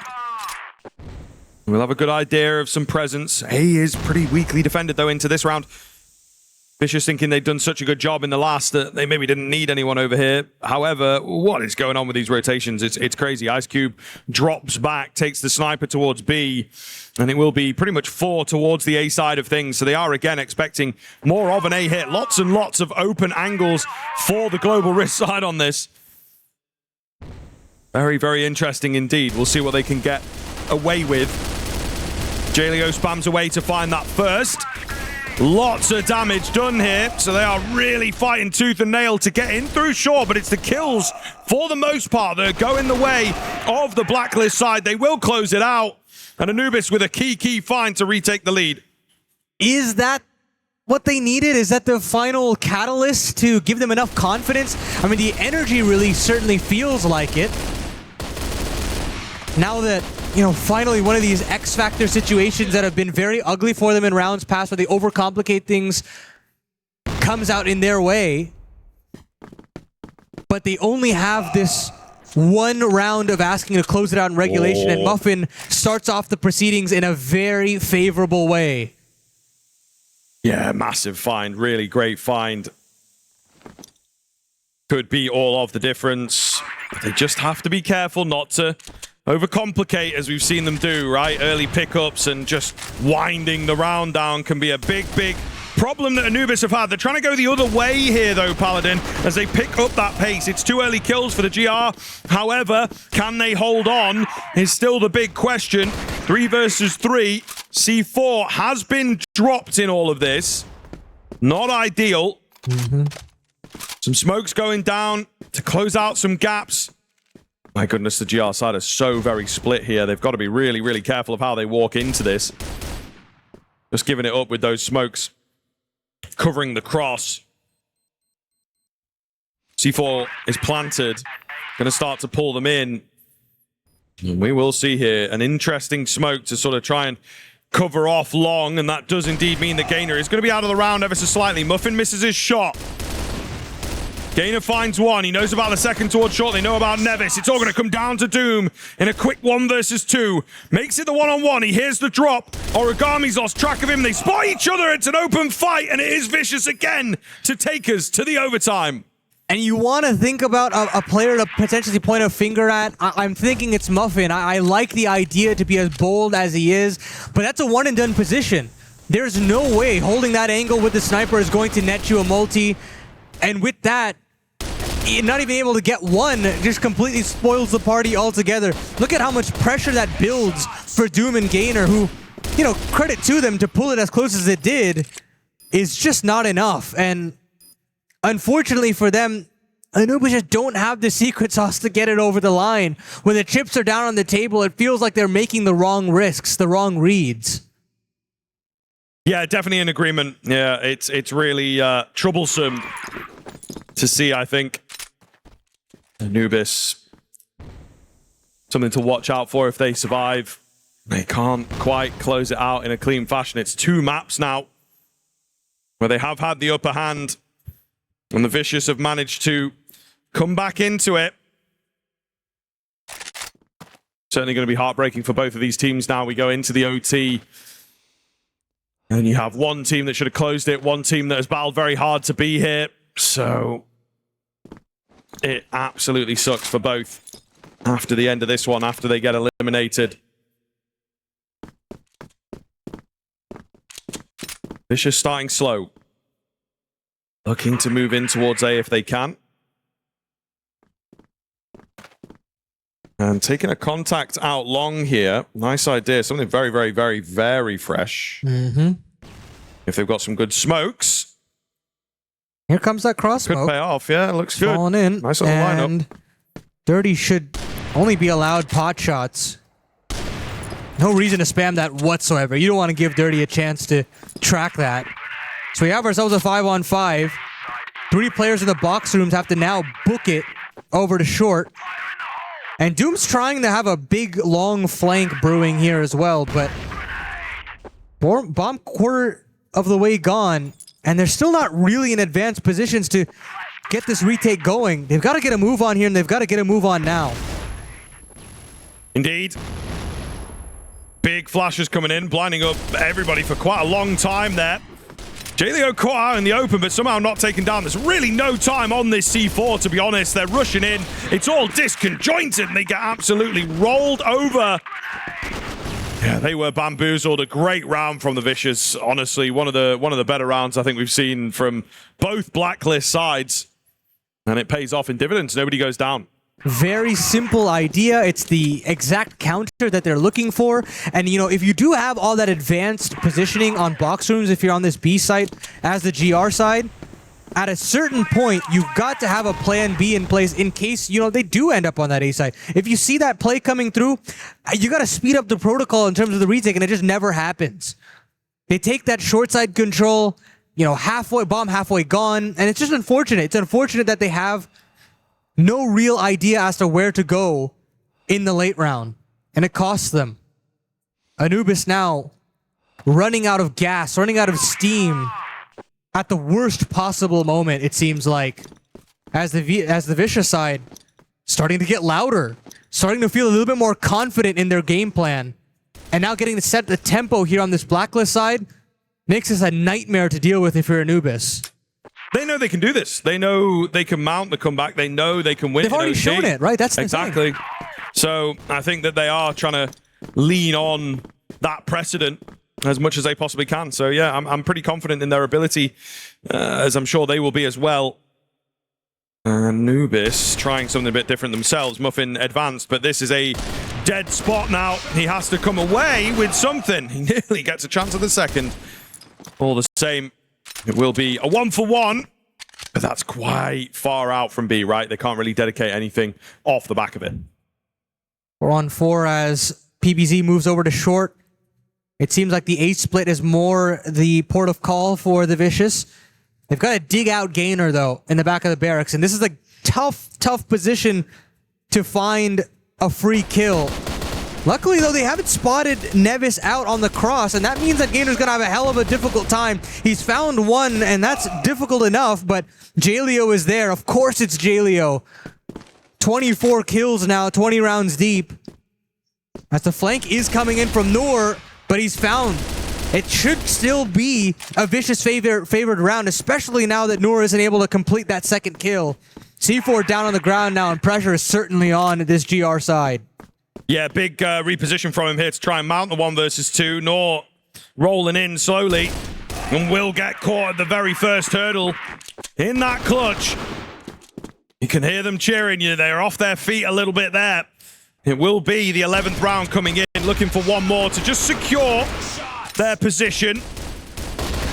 But feeling really, really good. I'm sure if they can find all the rounds in this half as well, we would be on their side for closing things out. We move into this 21st round, and it's Ice Cube to break first blood. Aggression there from Noor and Gainer in the meantime to at least take some box room, some bridge control as well. And they're able to get it, but hey, you're still in a man disadvantage scenario. At a certain point, you got to take a risk. You got to plant one player in that position and back away, and that's exactly what they're going to do, at least temporarily. Now Dirty backs away as well, so very odd situation here for Anubis. And in the meantime, Vicious want to go back to Old Reliable, and that's that long control. They don't even have Gainer to deal with. It's that deep line from Muffin that's really the main pressure point here for Vicious to deal with. Oh, they're going to do it blind here. They do like this, you know, the slow creep up, trying to find that first kill. Muffin misses his shot, as does Ice Cube a couple of times of asking. Noor going to go down, though, as he tries to help out his teammate. It's not looking good here. Onto Gainer and Muffin to try and attempt the 2 versus 5. And, you know, so far, so good. God. Muffin finds a couple. It's down to just Gainer. He's brought it into the 1 versus 1. And the Vicious getting way ahead of themselves. Can Ice Cube close it here? He's been spotted. Gainer's still around, still open. Drops down with the nade, but it's not enough. Ice Cube will take him. Oh, and if that is the big round that we look at, that's the key one that Anubis maybe could have had. What a way to go out it will be. They're now going to need 3 in a row.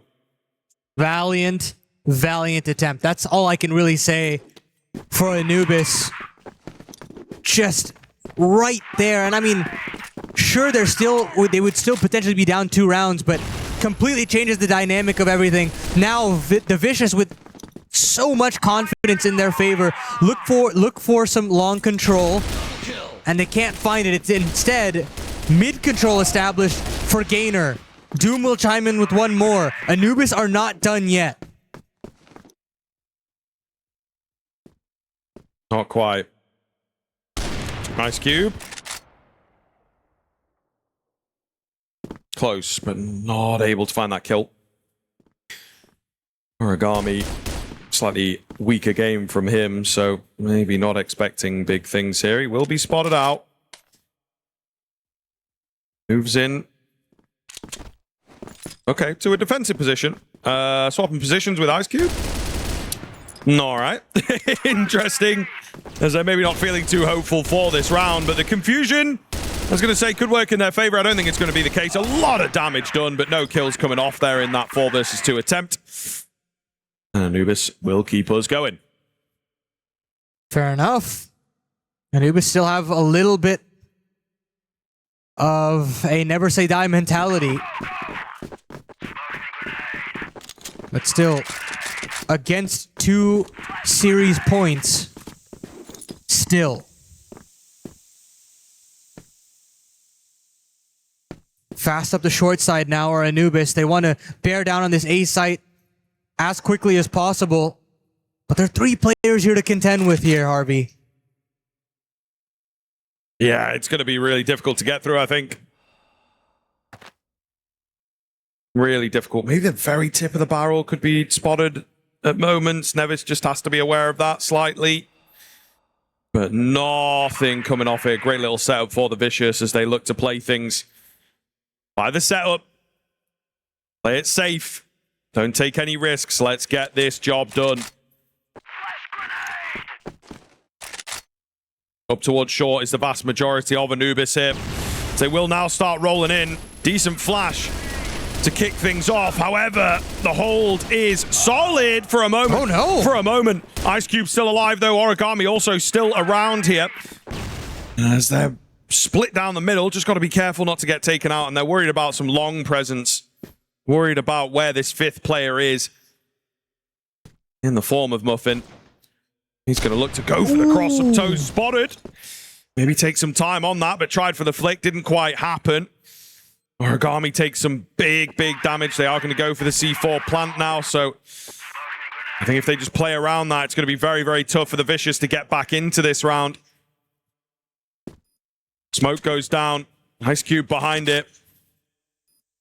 Origami looking very nice indeed. Gainer and Muffin will get it done as they keep us going here.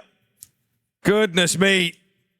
Really looking good. And Anubis also not going quietly, it would seem.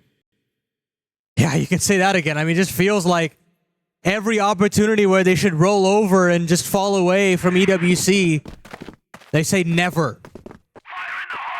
And now Anubis want to up the tempo in terms of taking at least this bridge control. And they absolutely will. Is this where they go back to that tried and true B split? Or is that B commitment straight away? Doesn't seem likely.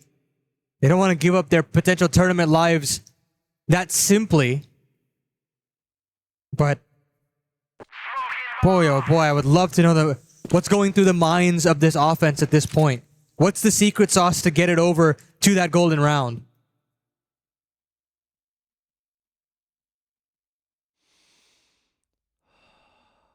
Minute and 40 left on the clock as Anubis with the hot hands here. Looking to pull out yet another round. Bit speedier, up through middle in particular.